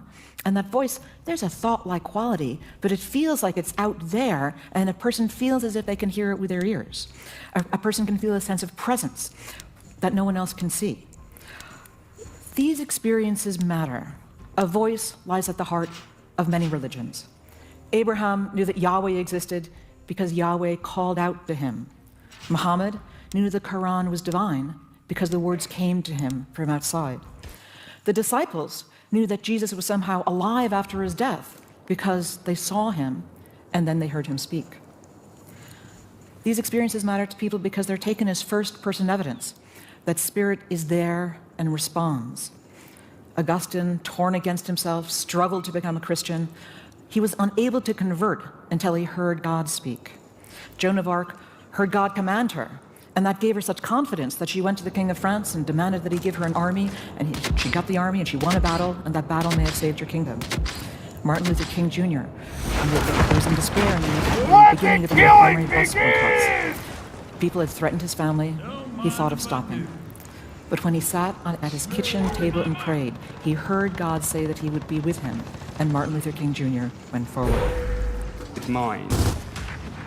But the mind, although the mind can broaden to encompass many things, the mind is not the same thing as conscious experience itself. Now, when I look around me, the contents of my consciousness, let's say colors, they seem to be out there in the world. Does this mean that my consciousness itself is out there in the world too? Well, I don't think so. The fact that the contents of my consciousness sometimes seem to be out there does not mean they actually are. Now, this is a useful example of something like an out-of-body experience, where people experience being in their own body. This is clearly a real experience for many people over history and even now, but it does not mean that consciousness itself has left the body and gone flying around. There are often many different compelling, empirically useful explanations for these kinds of experiences. How things seem is important to pay attention to, but it's not always a good guide to how things are. Now, in my view, in the line of thinking that goes all the way back to the Scottish philosopher David Hume, experiencing something out there in the world is part and parcel of the brain's predictions about set causes of the sensory signals that it gets. And the interesting question, at least for me, is what is going on in the brain that underlies this experiential projection of properties like color, shape, and so on out there into the world, and things like emotion in here into the bodies. Now, the claim that consciousness itself can extend beyond the brain and the body, perhaps even to active, as in the case of this phenomenon of the sense of being stared at, which I'm sure Rupert Sheldrake will tell us about shortly too. This, in a sense, is a very ordinary claim. It's very likely that we've all felt that way at some time or another. But scientifically, it's an extraordinary claim. And it's an extraordinary claim because there are currently no plausible mechanisms by which it might happen.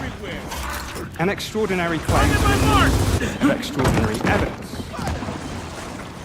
And if we had that evidence, that would be very interesting because it would force us not only to have a different picture of consciousness, but to radically rethink explanations that would be very discontinuous with pretty much the whole of science as we know it. So in a situation like this, the evidence that we need, to me, it's sort of this sort of evidence, much like when physicists propose the existence of a new fundamental particle in the particle accelerator. This is a very high bar, which is admittedly rarely ever met in psychology. Now, I don't deny at all that people may well have the experiences that lead them to think that consciousness is extended, whether it's an out-of-body experience or a sense of being stared at, or more generally, what Tanya Lerman will probably talk about in terms of the porosity of the mind. But how things seem is not a good guide to how things are. And in my view, the most interesting and empirically justifiable explanations for these experiences likely always lie within the brain itself, the embodied brain. It's a brain that interacts richly with the body and with the world, but not through any spatially extended extracranial consciousness. I'll leave my last words for the poet Emily Dickinson, who, in a beautiful 1862 poem, wrote, "The brain is wider than the sky, for, put them side by side, the one the other will contain, ye and you." Thank you.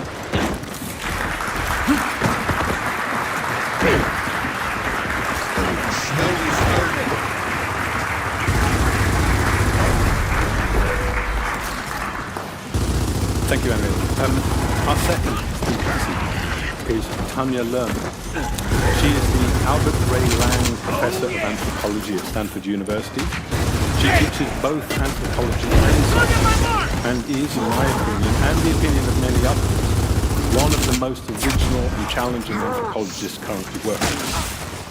In her books, When God Talks Back and How God Was Real, Tanya has laid down a formidable and nuanced challenge to those who would dismiss so many of the ancient and mysterious aspects of the human mind. Got it! Tanya, the floor is yours.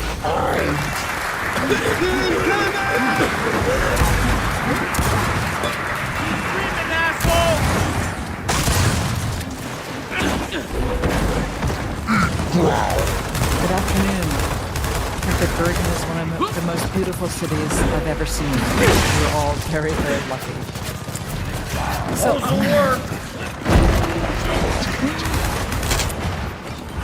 I'm here because as an anthropologist, I've seen in my work that humans can come to experience their own thoughts as not their own and as not inside them. So a person can have a picture in their mind and just feel that it's not their own image.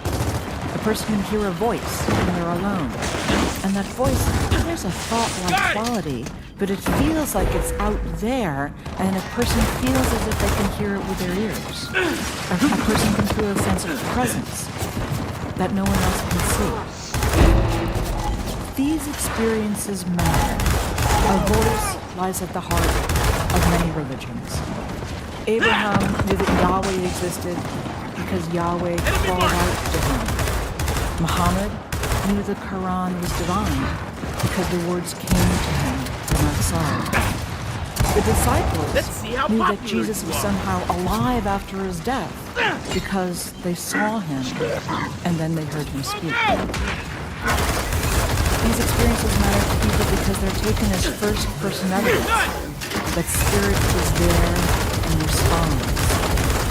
Augustine, torn against himself, struggled to become a Christian. He was unable to convert until he heard God speak. Joan of Arc heard God command her, and that gave her such confidence that she went to the King of France and demanded that he give her an army, and she got the army and she won a battle, and that battle and it saved her kingdom. Martin Luther King Jr. And it was in despair at the beginning of the Montgomery bus boycotts. People had threatened his family. He thought of stopping them. But when he sat at his kitchen table and prayed, he heard God say that he would be with him. And Martin Luther King Jr. And these experiences happen to ordinary people. Over the course of my career, I've worked with middle-class people in London who understood themselves to follow the ancient gods of pre-Christian Europe. I worked with Zoroastrians in Mumbai and with newly Orthodox Jews and Black Catholics in Southern California. I've spent months in an Anglo-Cuban spirit possession group called Santeria and years in churches of charismatic evangelical Christians, both in the United States and abroad. I've seen that many people have some kind of moment which they take to be communication from spirit. And that many people have moments in which that spirit felt real to them with their senses. I've also seen that in all those campaigns, people will say that some people are more likely to have these experiences than others. That if you pray or do rituals, you're more likely to have these experiences. And I observed that in some social worlds, people have more of these experiences than others. To understand this, I think we need to go back to a real starting point, which is phenomenology and what it is like to feel aware. And I want to make two simple observations about what it feels like about thoughts. The first is that humans are aware of their awareness. In some way, to some extent, they mark that awareness as distinctive. You could call it the difference between interiority and physicality, inner or outer, or either some mind and body. In my own work, in a project led by a young psychologist called Kara Weissman, we were able to show that in 5 different countries, not only adults but children distinguish between things of the mind and things of the body. At the same time, people map that distinction in different ways. In Vanuatu, people imagine anger as more part of the body, and love as more like thinking, more part of the mind. They distinguish mind and body differently than people in the United States. The second observation I want to make is that we have conflicting intuitions about the relationship between the mental and the physical. I think all of us have some kind of default model about how thoughts work. That thoughts are located in the body, they're private, nobody else can read them, they're our thoughts, we created them, and they stay within us, they affect us, the thinker. They don't just slip out on their own to do stuff with their own. But it's also true that thoughts feel like power, at least some thoughts, even to modern Western secular folks.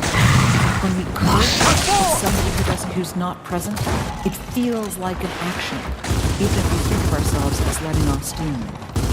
Dreams, ordinary dreams, sometimes they feel really powerful, and they feel as if they contain information that somehow comes from outside. We talk about a poem coming from a poet, as if the poet has to kind of capture the poem and write it down before the poem goes away. When somebody is in pain, even modern Western secular folks will say that they hold them in their thoughts, as if that does something. So even secular folks have intuitions that thoughts cross the mind-world boundary, even if they don't really believe it. Different cultural worlds elaborate these conflicting intuitions in different ways. Sorcery, prophecy, prayer, the soul. These are all culturally specific ideas that are really elaborations of an intuition that can allow people to believe that thoughts can leave the mind and act on their own accord. What's mine is yours. For a while. I want to suggest that all humans imagine a boundary between thoughts and the world, but that some humans imagine the boundary more like a fishnet. Sometimes with big holes, sometimes with little holes, but with holes so that thoughts like fishes can kind of cross through. And then some social worlds, like our own, come to imagine that as a concrete wall. My work shows that the more a person imagines the mind-world boundary to be porous, permeable, the more they are likely to see or feel the presence of a god or a spirit.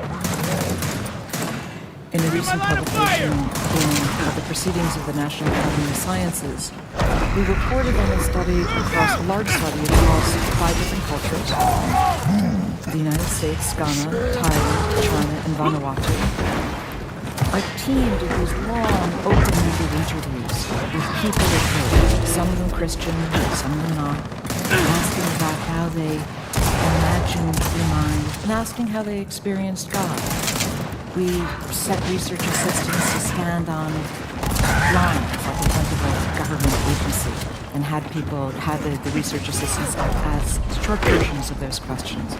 We gave a bunch of surveys to undergraduates and had them fill them out. No matter how we asked the question or where we did the work, the more somebody affirmed that the boundary between the mind and the world was porous, the more they said that thought was kind of like Wi-Fi that could pass into the world and act on its own, the more that person would say that he or she had heard a voice, or seen a vision of a body or spirit, felt a spiritual presence, or had a range of other intense experiences.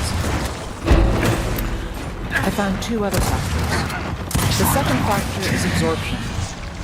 The more somebody enjoys being caught up in their inner world, the more they delight in their daydreams, the more they can watch a play and for a moment forget that it's only a play and feel as if it's really taking place, the more that person is likely to say they've heard a spirit speak, they've seen something, they've felt a spiritual presence. There's something about the person's attitude to their own thoughts that allows them to make sense that God or Spirit is really there. The third factor is practice, or what, as a shorthand, you might think of as prayer. I saw this particularly clearly among evangelical Christians who sought an intimate back-and-forth relationship with their God. Many people would arrive at these churches and they would feel that God didn't talk to them. God wouldn't talk to them. Talk to somebody else, but not them. They had to learn from the church that their mind wasn't completely private, that some of the thoughts and images they took to be their own were really God talking to them. And they learned that they should be on the lookout for thoughts that seemed more spontaneous, or thoughts that seemed louder than other thoughts, that seemed to be the kinds of things that God would say. They looked for thoughts that would give them an answer to something that puzzled them, and maybe give them a sense of peace. One man told me he had to move, and he was standing in church, and the name of a new branch of the church, a new church planting, kind of came to him. It gave him a sense of peace. And he decided that this wasn't his own thought. These were God's words to him. And so he picked up and moved across town to be closer to that new church. People would look for those kinds of thoughts and images, and as they looked, certain thoughts would feel as if they stood out a little bit more, that they captured their attention a little bit more. They would look for those thoughts, particularly when they prayed. In a church like this, as in many churches, people shut their eyes and they talk to God in a way that uses their imaginations and focuses on their inner world. So people have told me that they pray to God while they consider Jesus' thought. That as they pray, they want to be standing in the throne room so they can feel the heat of God's power on their cheeks. They talk about sitting on a park bench and feeling God's arm across their shoulders. They're going for a walk. They also talk about talking to God as if He were there, even if they don't. After several months doing this kind of thing, the newcomers to the church like this would say to me things like, I recognize God's voice the way I recognize my mom's voice on the phone. Inside their heads, they would hear God speaking. Every so often, they would say that they could hear God speak in a way that could fill their ears. You can find these techniques and the spiritual exercises of Ignatius Loyola and Kabbalah and shamanism in the Tibetan community. But you don't need to believe in gods and spirits to make the techniques work. In a corner of the internet, a new form of practice has emerged called tulpamancy. The tulpa, T-U-L-P-A, is the name for the invisible friend that the human wants to create, and the tulpamancer is the name for the human who wants to create the friend. A lot of humans do this. One of the internet sites has 30,000 usernames. When people come to these sites, they have no metaphysical presuppositions. They don't think that anything has anything to do with God or anything to do with supernatural. They think that tulpamancy is a cool psychological technique. I and my postdoctoral fellow, Michael Lifshitz, have interviewed about 25 tulpamancers at this point. We fly them out to California, and they arrive at my front door. We have a 4-hour lunch with a digital recorder running. These guys explicitly use 2 techniques to create their tulpas. First, they do mental imagery cultivation.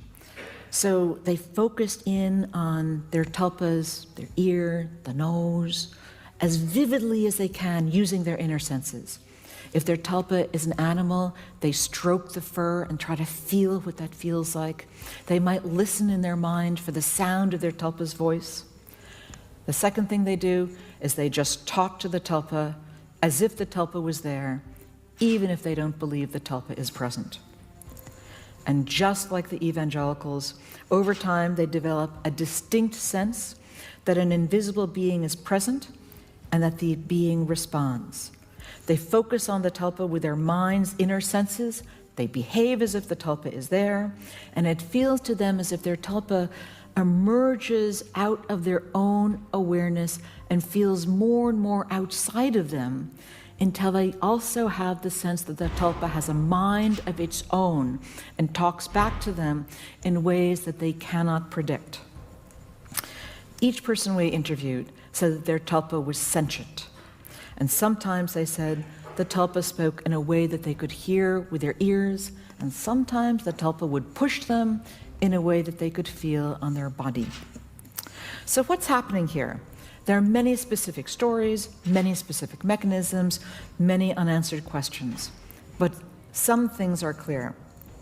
First of all, this story is not about madness. That assertion requires more time than I have to defend it. But in brief, the voices of spirit are not like the voices of madness. The voices of madness are frequent.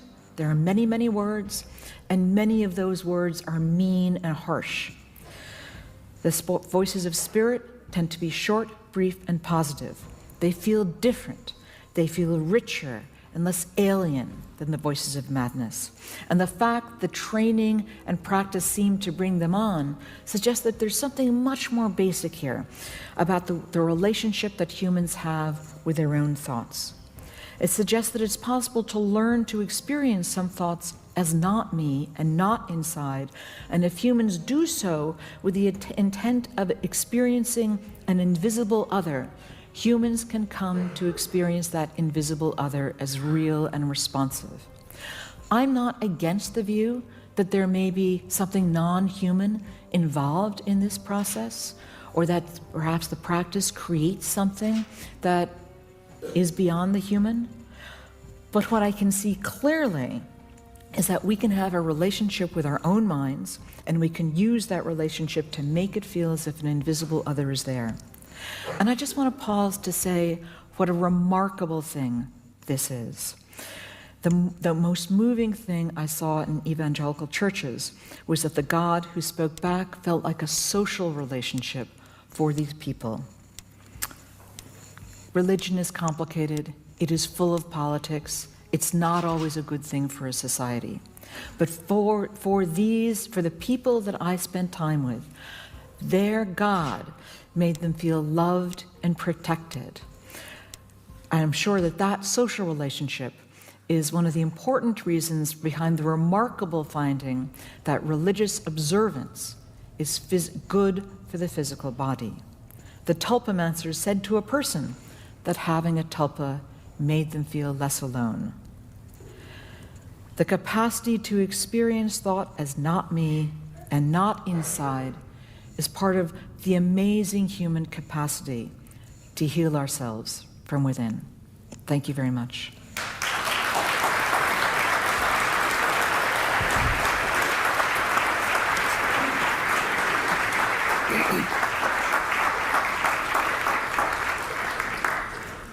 Well, you're in deep waters now, and they're about to get deeper. Our final speaker today is Rupert Sheldrake. He studied biochemistry at Cambridge University, where he was later Director of Studies in Cell Biology and Biochemistry at Clare College. He also studied the history and philosophy of science at Harvard. So he's more versed in philosophy than most of the scientists I've ever spoken to. In his book, A New Science of Life, he proposed a theory of what he called morphic resonance, which I think it's fair to say set him almost completely at odds with all of conventional biology. So much so that he's the only person, I think, to have ever had his TED Talk censored, banned, and I think reinstated after a vast outcry.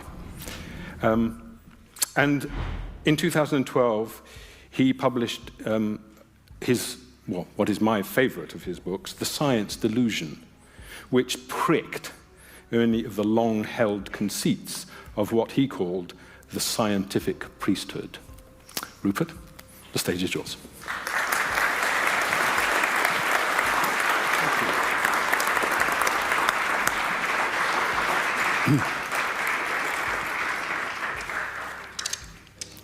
Thank you. I'm very grateful and happy to be here in Bergen. I've had a wonderful time. I've been very well looked after, and the organizers have done a fantastic job. And this debate is something that's not happened before, as far as I know, and I'm very glad it is happening. Well, Tanya's talk has taken us into an enormously wide territory, and I'm not going to explore it in my talk. I hope we'll explore it further in our subsequent discussion. And Anil's talk has opened up ways of thinking about the mind, which I think are very helpful. I much enjoyed reading his book, Being You, and I think his idea, two of his key ideas that I really find helpful are first, the idea of controlled hallucination as the basis of perception. This is, as he said, not a totally original idea. It's a very good way of describing it. But in traditional Indian philosophy, there's always been the idea that we don't see what's really there. We experience Maya, a kind of magical veil of illusion, which is a kind of controlled hallucination. Indians are very keen on the metaphor. You're walking along a path at night in the dusk. You see a snake, you're frightened, your whole body reacts, and then you realize it's just a piece of old rope. And so it's really that it's not exactly what's coming into the eye, it's the way you interpret it, anticipate it, and how you project these images. The great Greek geometer Euclid, around 300 BC, pointed out that vision is an active process. If you're looking for a pin, and suddenly you see the pin, your experience changes because you've now identified where it is. It's seeking, and now it looks different once you've seen and recognized the pin. So I think controlled hallucination is a good way of putting it.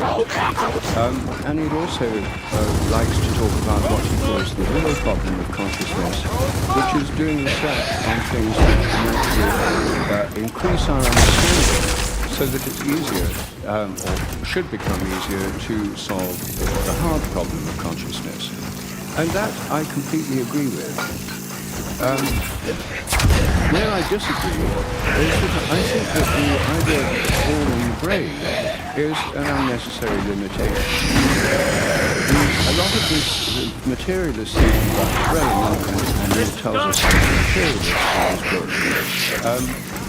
materialist in his book, materialist thinking about the brain is extraordinarily local. It localizes all these things actually inside the head.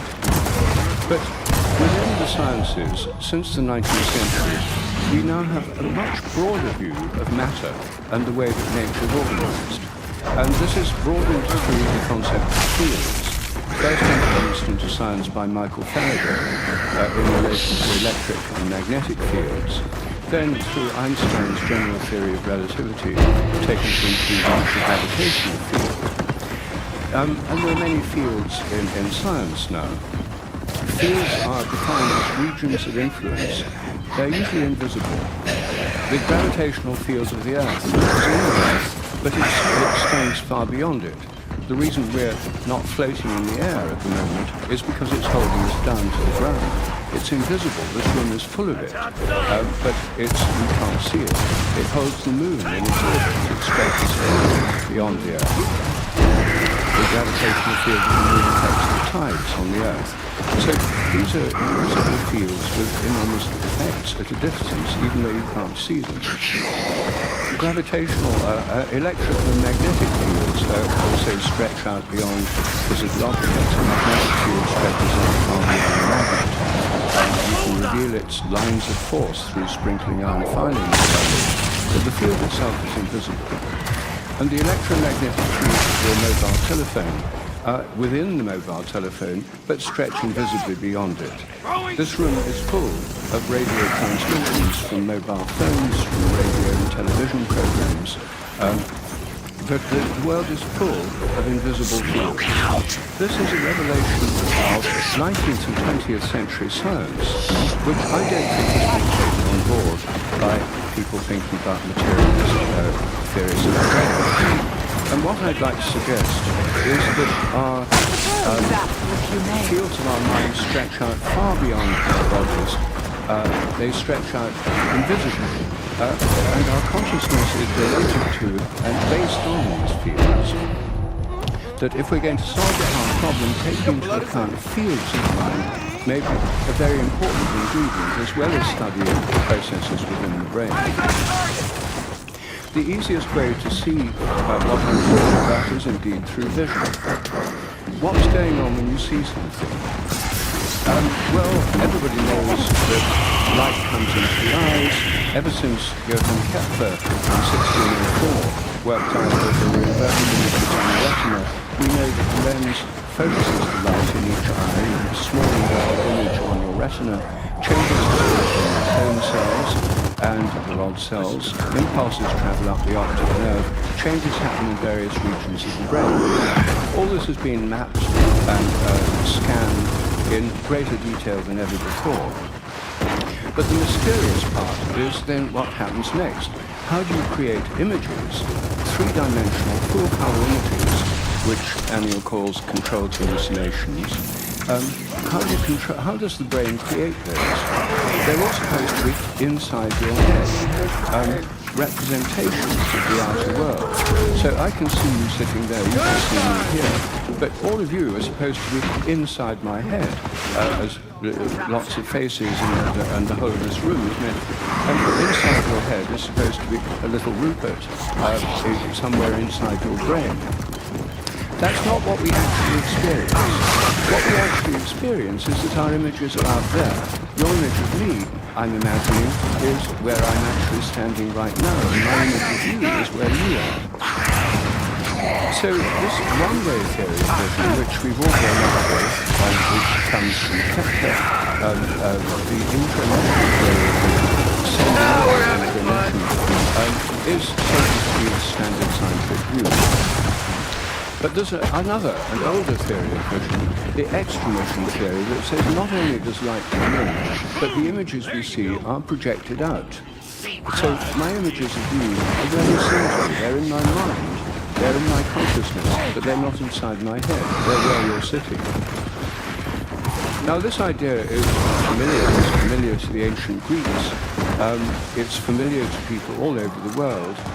The developmental psychologist Jean Piaget showed that young European children, in his book The Child's Conception of the World, think that they're projecting out images, that they take it for granted.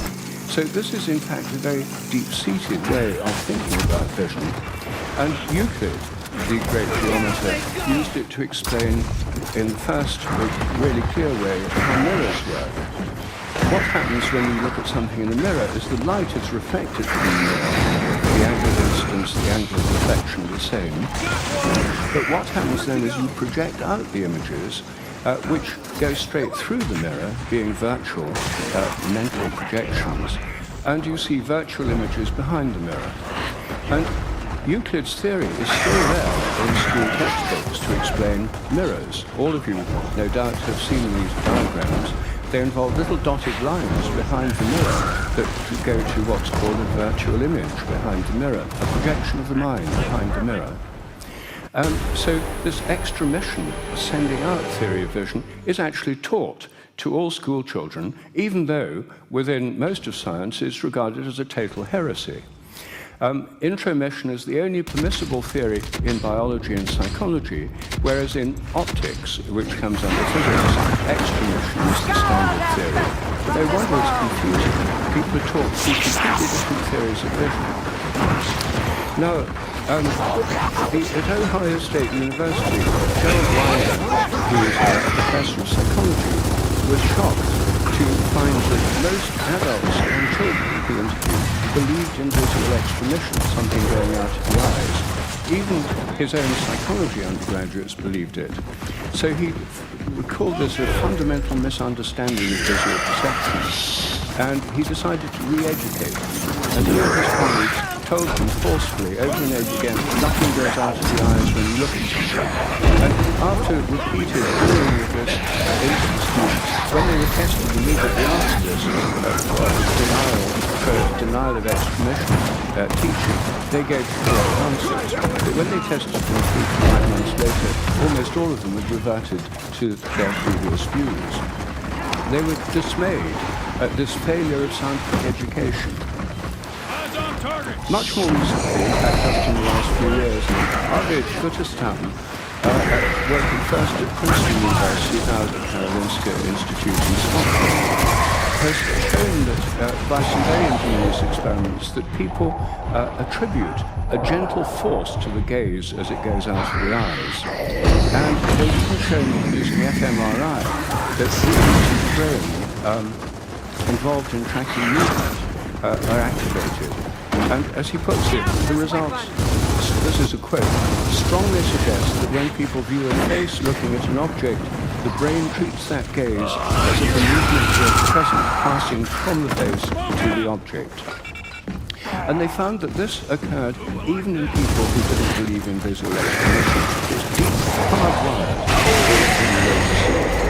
And they tried to explain this by saying there must be an evolutionary reason for it, that it's important to track people's gaze in social situations, and this leads to the illusion that something's going out of the eyes when you look at things.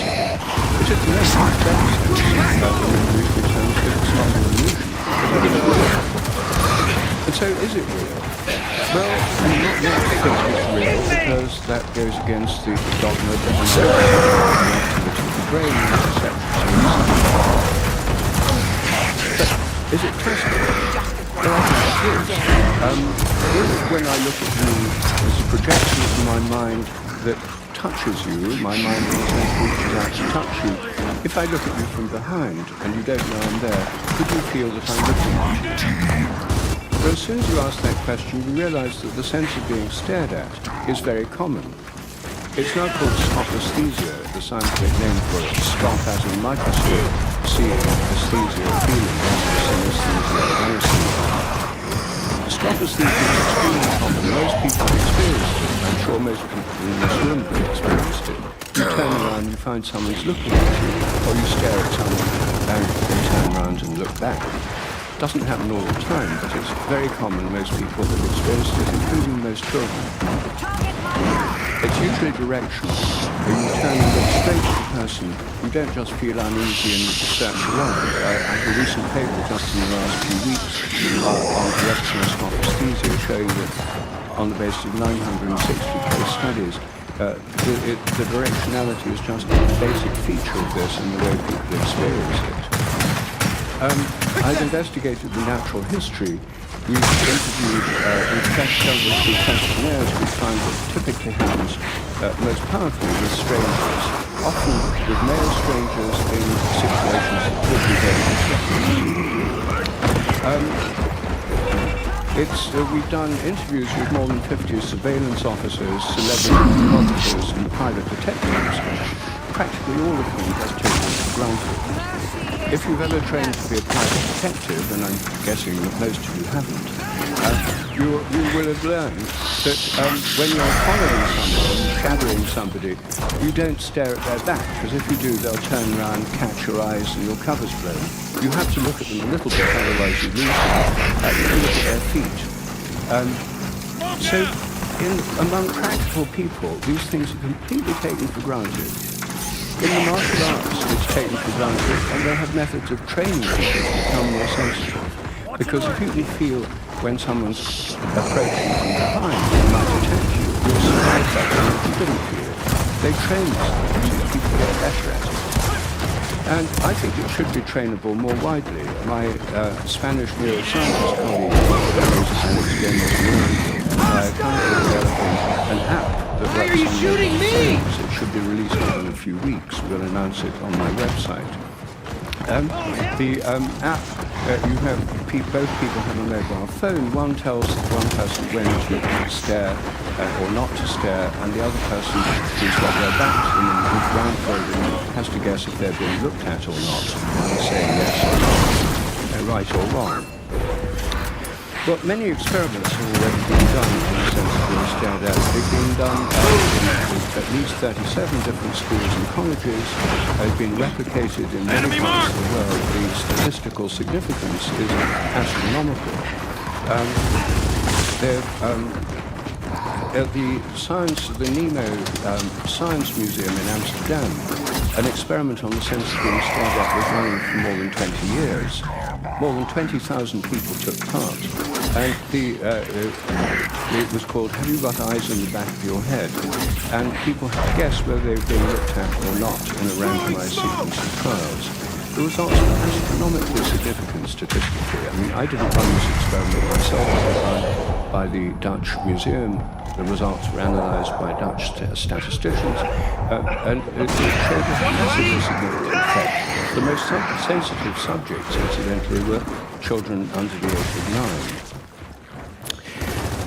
9. So here we have something which is extremely well known. It's well known all over the world. The scientific evidence suggests it really happens. The scientific teaching of how mirrors work assumes that there's an extramission of influences. It seems to be deeply seated in biology. It happens with animals. Animals can tell when they're being looked at, and when they're and people can tell when animals are looking at them. So here we have a very, very well-known phenomenon, very deep-seated biologically. Many different species of animals have shown this ability. I think it's evolved in the context of predator-prey. A prey animal could tell when a predator was looking at it, a hidden predator was looking at it, would survive better than one that didn't. And I think it has enormous implications for our understanding of the mind. Because if our minds are not just about what happens in brains, and if our conscious experience is extended through electromagnetic fields, which is what light is, it suggests that minds have an interface with electromagnetism. We know they do in the brain. A lot of brain activity that correlates with consciousness is electromagnetic activity. There seems to be an interface between electromagnetism and consciousness, and why it should be confined to the inside of the head is purely arbitrary. It comes from René Descartes originally, I suppose, or from the ancient Greek materialists. But Descartes, as Daniel pointed out, made a division between extended things, res extensa matter, is extended in space, whereas mind, res cogitans, is not extended in space. It was defined by being unextended. So the idea was the mind was unextended but interacted with the brain somewhere inside the head. So I'm suggesting that actually, when you let go of that assumption, which has been so limiting for so long, we can build the mind than we've gone so far in a way that will help to solve the real problems, leading towards the hard problems. Finally, I just want to say that I think the extended mind doesn't just extend out into the world, it extends throughout the body. And when someone has a phantom limb after an amputation, I think that phantom limb is part of the extended mind, that people feel the limb to be really there. And I think what they're doing is projecting that image of the limb and feeling it from the limb as to where the limb actually is. Technically, it's all inside the brain. But I don't think it is. And so I think once we liberate the mind from the brain more generally and consciousness from the brain more particularly, we have a much wider context for discussing this knotty problem, the hard problem of the relation between mind and brain. There are many other ways minds are extended, including the ways that Tanya told us about through these experiences of other forms of consciousness. But those, I think, are subjects I hope we'll just take up further in our discussion. But for now, I just want to end by saying I think when we take into account the extended mind, instead of just arbitrarily confining it to the inside of the head, we're much more likely to make progress in understanding how minds are related to our bodies and to the physical fields through which we see and through which we have our experiences. Thank you.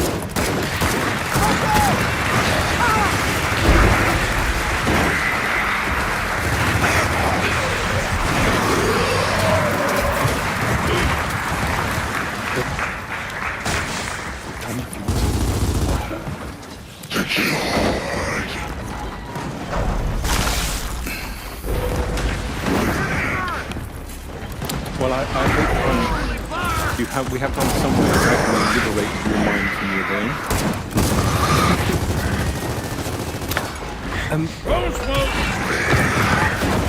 One of the things I thought would be interesting to start with is this relationship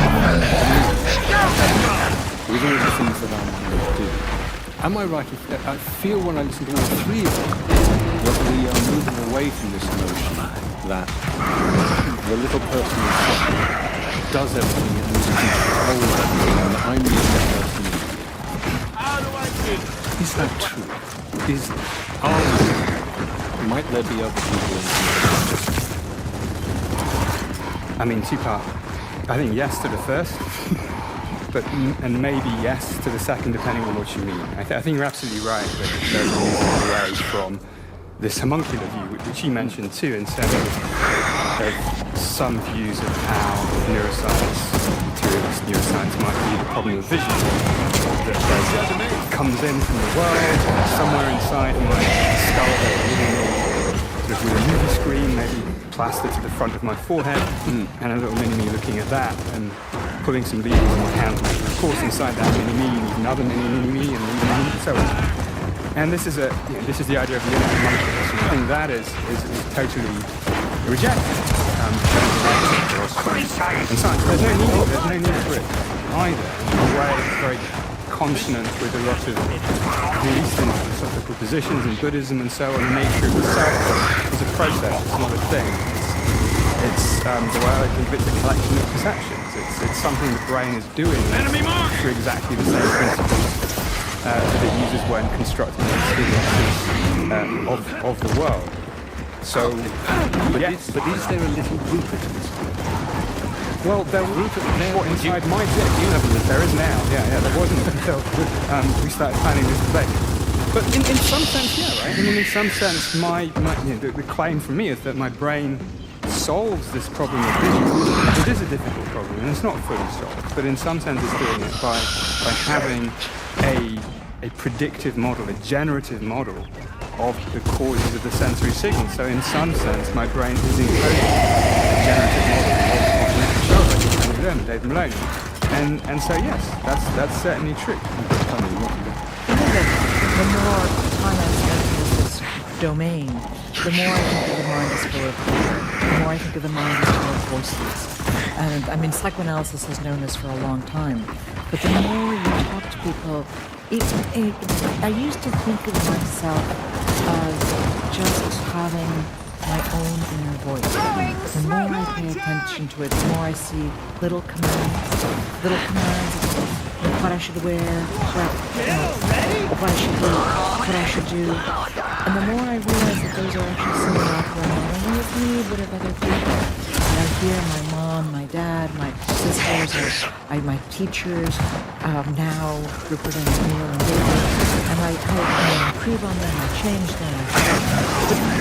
There's a sort of people totality to our awareness that's really pretty striking. The other thing I want to say is that I think all four of us experience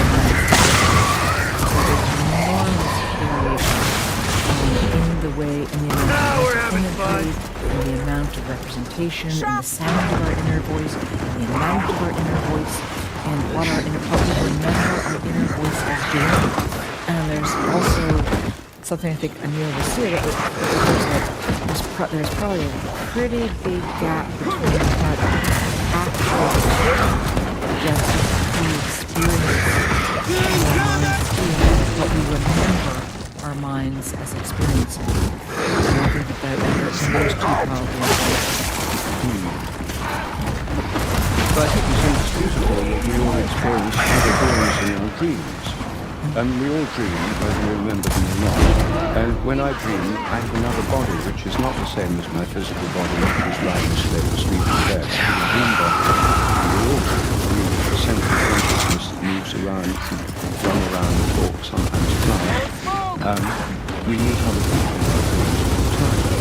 And so, even if we don't have any waking life, we certainly have them in dreams. So I don't think there's any question. Everybody has other people in their consciousness.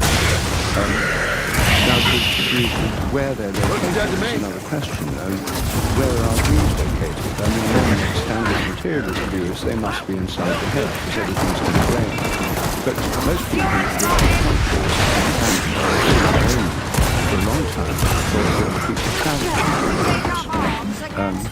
And so... That's why Edward Tyler thought that humans came up with the idea of religion.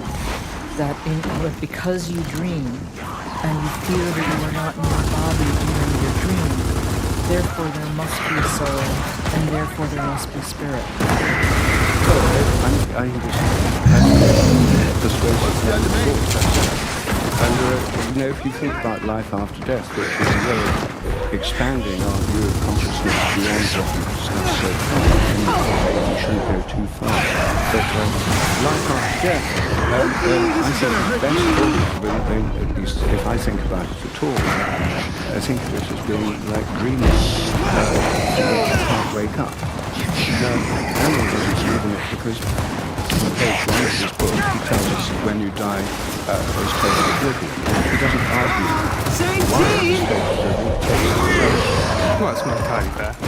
I mean, you're right. That's what I argue. I mean, that's what I say. But there's a reason for saying that. Yes. Well, all right. That was it. Well, the reason. That's what I like. The discussion. Well, I want to get back to dreams as well. But the reason for saying that, it comes from a little bit the example of general anesthesia, which is about as close to death as anyone will get without actually dying. And that does seem to entail oblivion. It does seem to lead to the suggestion that there's one thing, even though consciousness is not fully understood, if there's one thing that is abundantly clear, this intimate relationship between the brain and conscious experience. You can accept that and still have a range of positions about other things that might influence it or where it might be in some sense. But it's pretty clear that you change the brain, your experience changes, and you stop the brain and your experience stops. In fact, the thing about the self is we're moving away from the view of it being that single essence, that doing, perceiving, making decisions, thinking, thoughts, William James calls himself thinking. And it's a process, and that process at some point ceases to be a process. So, of course, I don't know for sure, but I would agree that science never gives you directly the truth, it just gives you the evidence. And the evidence we have suggests extremely strongly that when the brain uses any dreams, so I was thinking of this when you In some sense, so if I'm skiing, we're both looking at this crowd of people, and where is the people out there where those people are? I don't think so. You think so. But if I'm having a dream, because I will later have a dream or a nightmare this evening about this conversation, and again I have the experience of the people out there throwing fruit at me, or you, I don't know. Where is that? You know, is that it's not in my hotel room, probably not. So a simpler explanation seems to be that the mechanisms generating those experiences are within the brain, and that explains why, the fact they seem to be out in the world is a property, a very understandable property of how perceptual mechanisms within my brain work. If you have the alternative explanation that, oh no, in dreams my soul has gone off somewhere, and of course you can't 100% rule that out, but it seems a very unparsimonious explanation for the experience of dreaming and its similarities and dissimilarities to perception. No, it's also true that if your evidence is not based on what you see in the lab, based on what happens when you talk to people, the evidence will be overwhelming that something like a soul exists. There are no, it's very hard to find a social world that does not believe in gods and spirits. I do not have a horse in this race. But I just want to point out that I'm not raised in a Unitarian church in which people believe in at most one God. So I find myself really comfortable in settings where people do or don't know what. I don't know what I really believe, but I do want to point out that that is an idiosyncratic point of view. Absolutely, and I think this is a really, really important thing to dwell on for a second, that scientists can often be too quick to dismiss what people say about their experience. Scientists can often be too quick to dismiss what people say about their experience. And it's absolutely important to take this data into account as phenomenology. You know, we need to understand what people's experiences are like, and they are different, and they may be different in very fundamental ways. But would you expect to necessarily capture God or spirit in the lab? If you can make it testable, I will try. But I mean, is it conceivable? So here's one of my puzzles. Yeah. This is why I'm torn between you and Rupert. I mean, because I think that you can make a coherent argument that there is an insubstantial something, an insubstantial substance that escapes characterization with the tools of science. And it's that there is something like an extended mind in your sense. And I think it's possible that you couldn't prove it. This may be, but it's my, so the way I would see it is that if we're going to appeal to something that cannot be sort of explained within a scientific framework, that should be a last resort, and we should do our best to explain it otherwise. And that means taking people's reports of their experiences seriously, but not taking them literally. Yeah. And I think that is the value that science can have. It can validate people's experiences of that they have a soul. And of course, this differs culturally too. You know, in Hinduism, the soul, and you'll know this much better than me, is associated more with breath rather than with rational mind. And for me, that's much more consonant with the basic experience of being a living creature. So there's much to be learned from these descriptions of things that may not be themselves testable. But people used to believe strongly that the Earth was at the center of the solar system. And of course, that is not evidence that the Earth is in fact the center of the solar system. Absolutely. In fact, it is not. Absolutely. And one of the things that happens to me, and I think it might be true for you, when you listen to what people say, it's even if you as a non-committed person, it's hard to take everybody literally, right? So at some point, you're making a judgment that you're coming to some kind of judgment that this is what you're looking at, and this is not what and because there are many different ideas about God, there are many different ideas about spirits, people are using words to describe their own experience, the words always fail. But then I find myself focusing on the human side, the thing that I can describe, the commonalities that I can describe. I'm always also, though, struggling with or aware of there's so much there that I cannot capture, see, or understand. And then, you know, you're left with mystery. Can I pick up on something you said? You talk about oblivion when anesthesia makes your brain go to sleep. But that's not quite the same thing as proof that the brain, therefore, is producing consciousness, because I've had the experience of a component of my radio breaking. There was oblivion inside my radio, but the radio station transmission has not stopped. So is it... I mean, you seem to be advancing the idea of the brain produces consciousness, another... And as you were saying, I don't have all this right. It could be more like a radio, it tunes it in, and it hasn't ceased because one of the components is stopped. Would that count as a scientific theory, or is it not? No, well, so yes, that's what.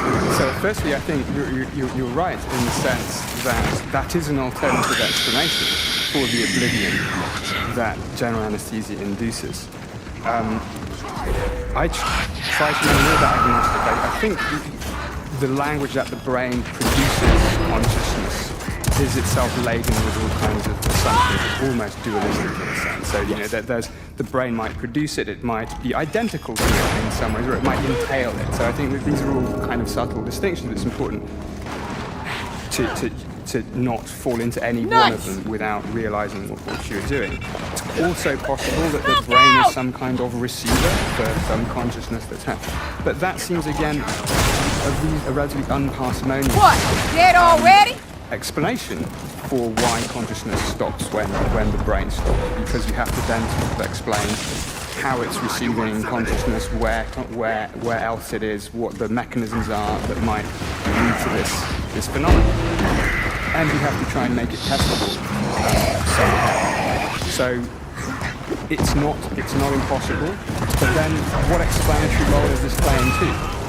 Again, if I don't just turn the brain completely off, that's easier, but just change part of it, stimulate and damage part of it, our conscious experience changes in very different ways. And you could say it's a very complicated receiver inside here. So if you damage a little bit of it, you know, you remove the ability for it to detect radio 4, but you can still tune into radio 5 live. But then you start, you know, it starts to become a very strange kind of explanation where all of a sudden your receiver is as complicated as the whole system of radio broadcasting itself. And so what's the point of supposing something else? Fair enough. Well, to come back to a much more sort of practical level of normal this, you see, taking your idea of controlled hallucinations, which you say are projective, what I can't understand is why a hallucination, being a hallucination, can't go through the skull. Why the skull is an insulating barrier that keeps the hallucination inside the head. Well, so actually, this is very much what you said about fields, and I think you're actually right about the point of fields, because fields are non-related, and they do extend, and it is indeed true that neural activity generates electromagnetic fields, and this is the basis of a lot of our brain imaging methods. And these electromagnetic fields do extend beyond the skull, otherwise these imaging methods wouldn't work. But they're extremely weak, and this is why imaging doesn't work at very long distance at all. So the electromagnetic fields do exist, but they're not candidate of the kind of field that we know of in physics. That would be the kind of projection you're talking about, and nor do I think we need it, because I think it again comes back to our conversation. The property that our experiences seem to be out there in the world does not mean they actually are, but it is a phenomenological observation that deserves to be taken seriously, and philosophers have already done that. Evolutionarily, it would be very weird if our perceptual systems were so that we experience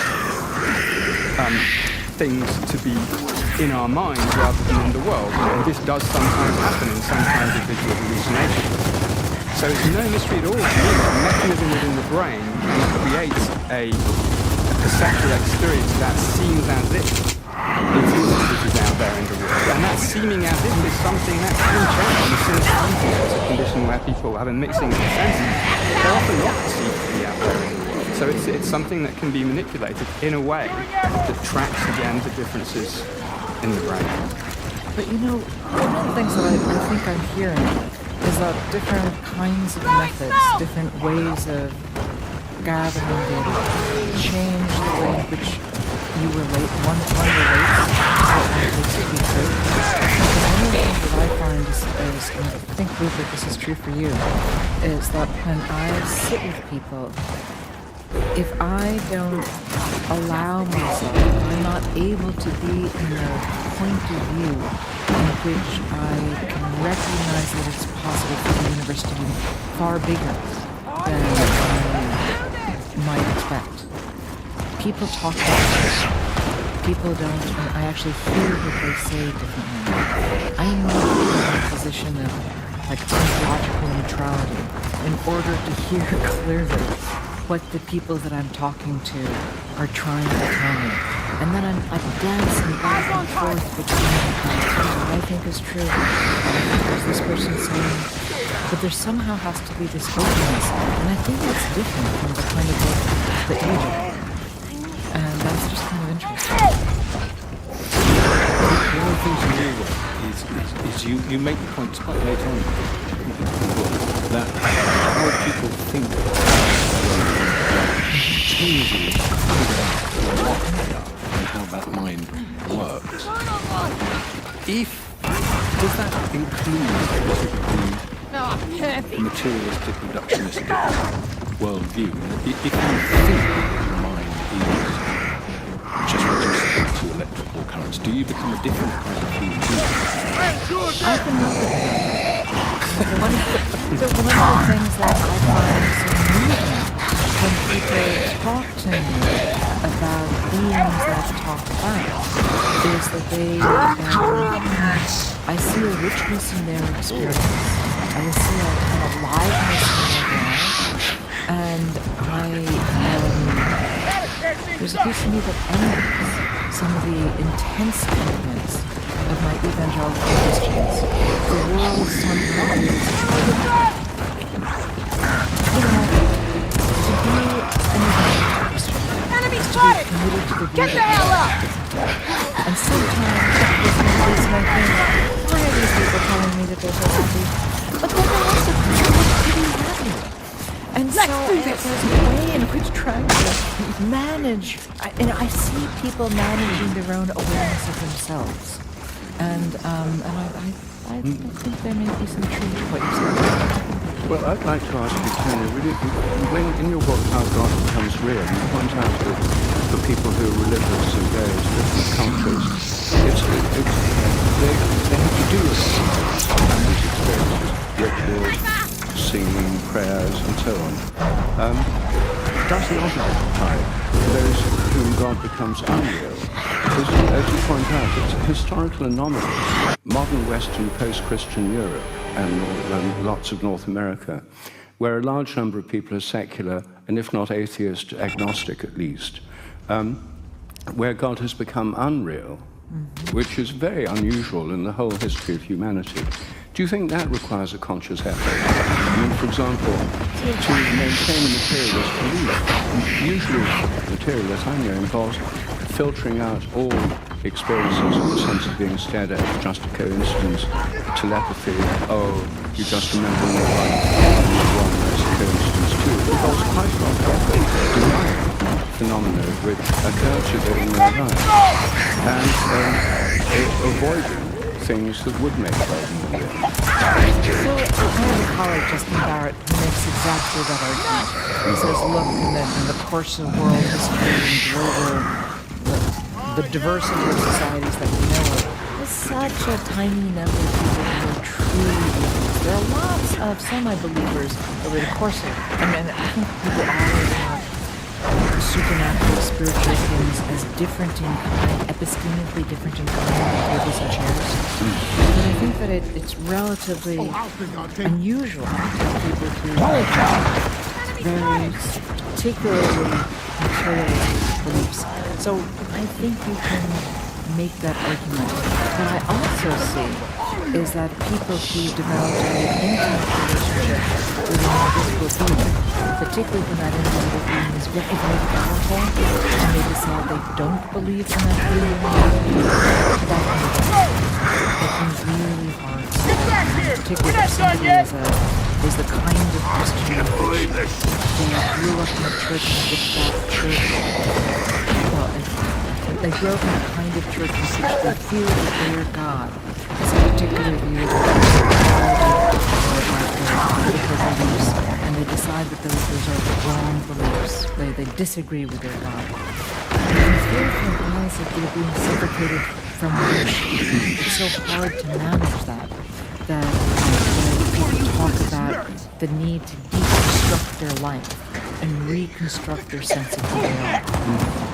It's almost, I mean, most things in technology have like a dual use, right? So it's almost as if religion is a dual use social technology.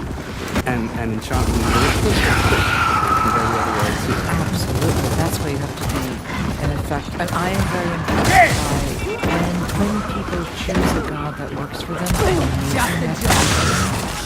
I also see that people can be unlucky with what creeps into their concept of God and the kinds of rules that God expects them to follow. Is there a difference between truth, with a capital T, which science in the West tends to feel that it owns the way to truth, and things that are important? What I'm thinking of is, if you took the view that you should only believe those things that are true, then you would have to say, well, don't read Shakespeare. None of it is true. But would it be important to read which aren't true, but have an impact? It's sort of, in other words, do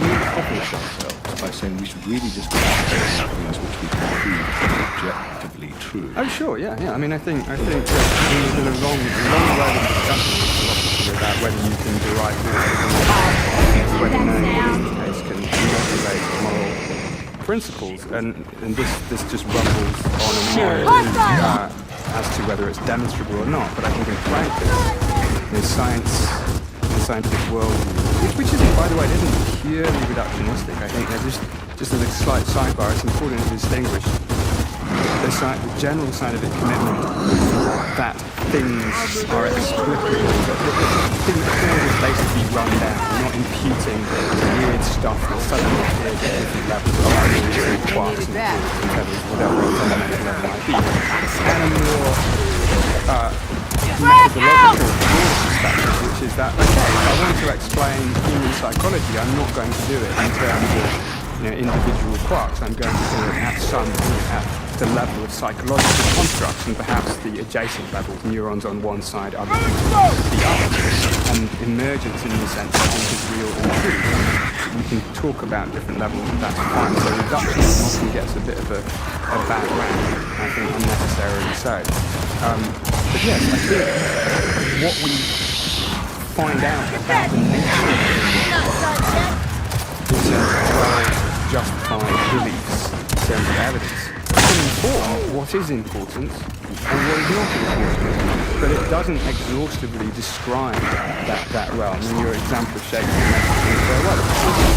Reading literature, even though it's not objectively true, is of course important and useful because and demonstrably so, because it can shape our understanding of how people act and behave and lead to a better world in that way. So there can be things which are important for us, which aren't true, but that's not the point. We should start saying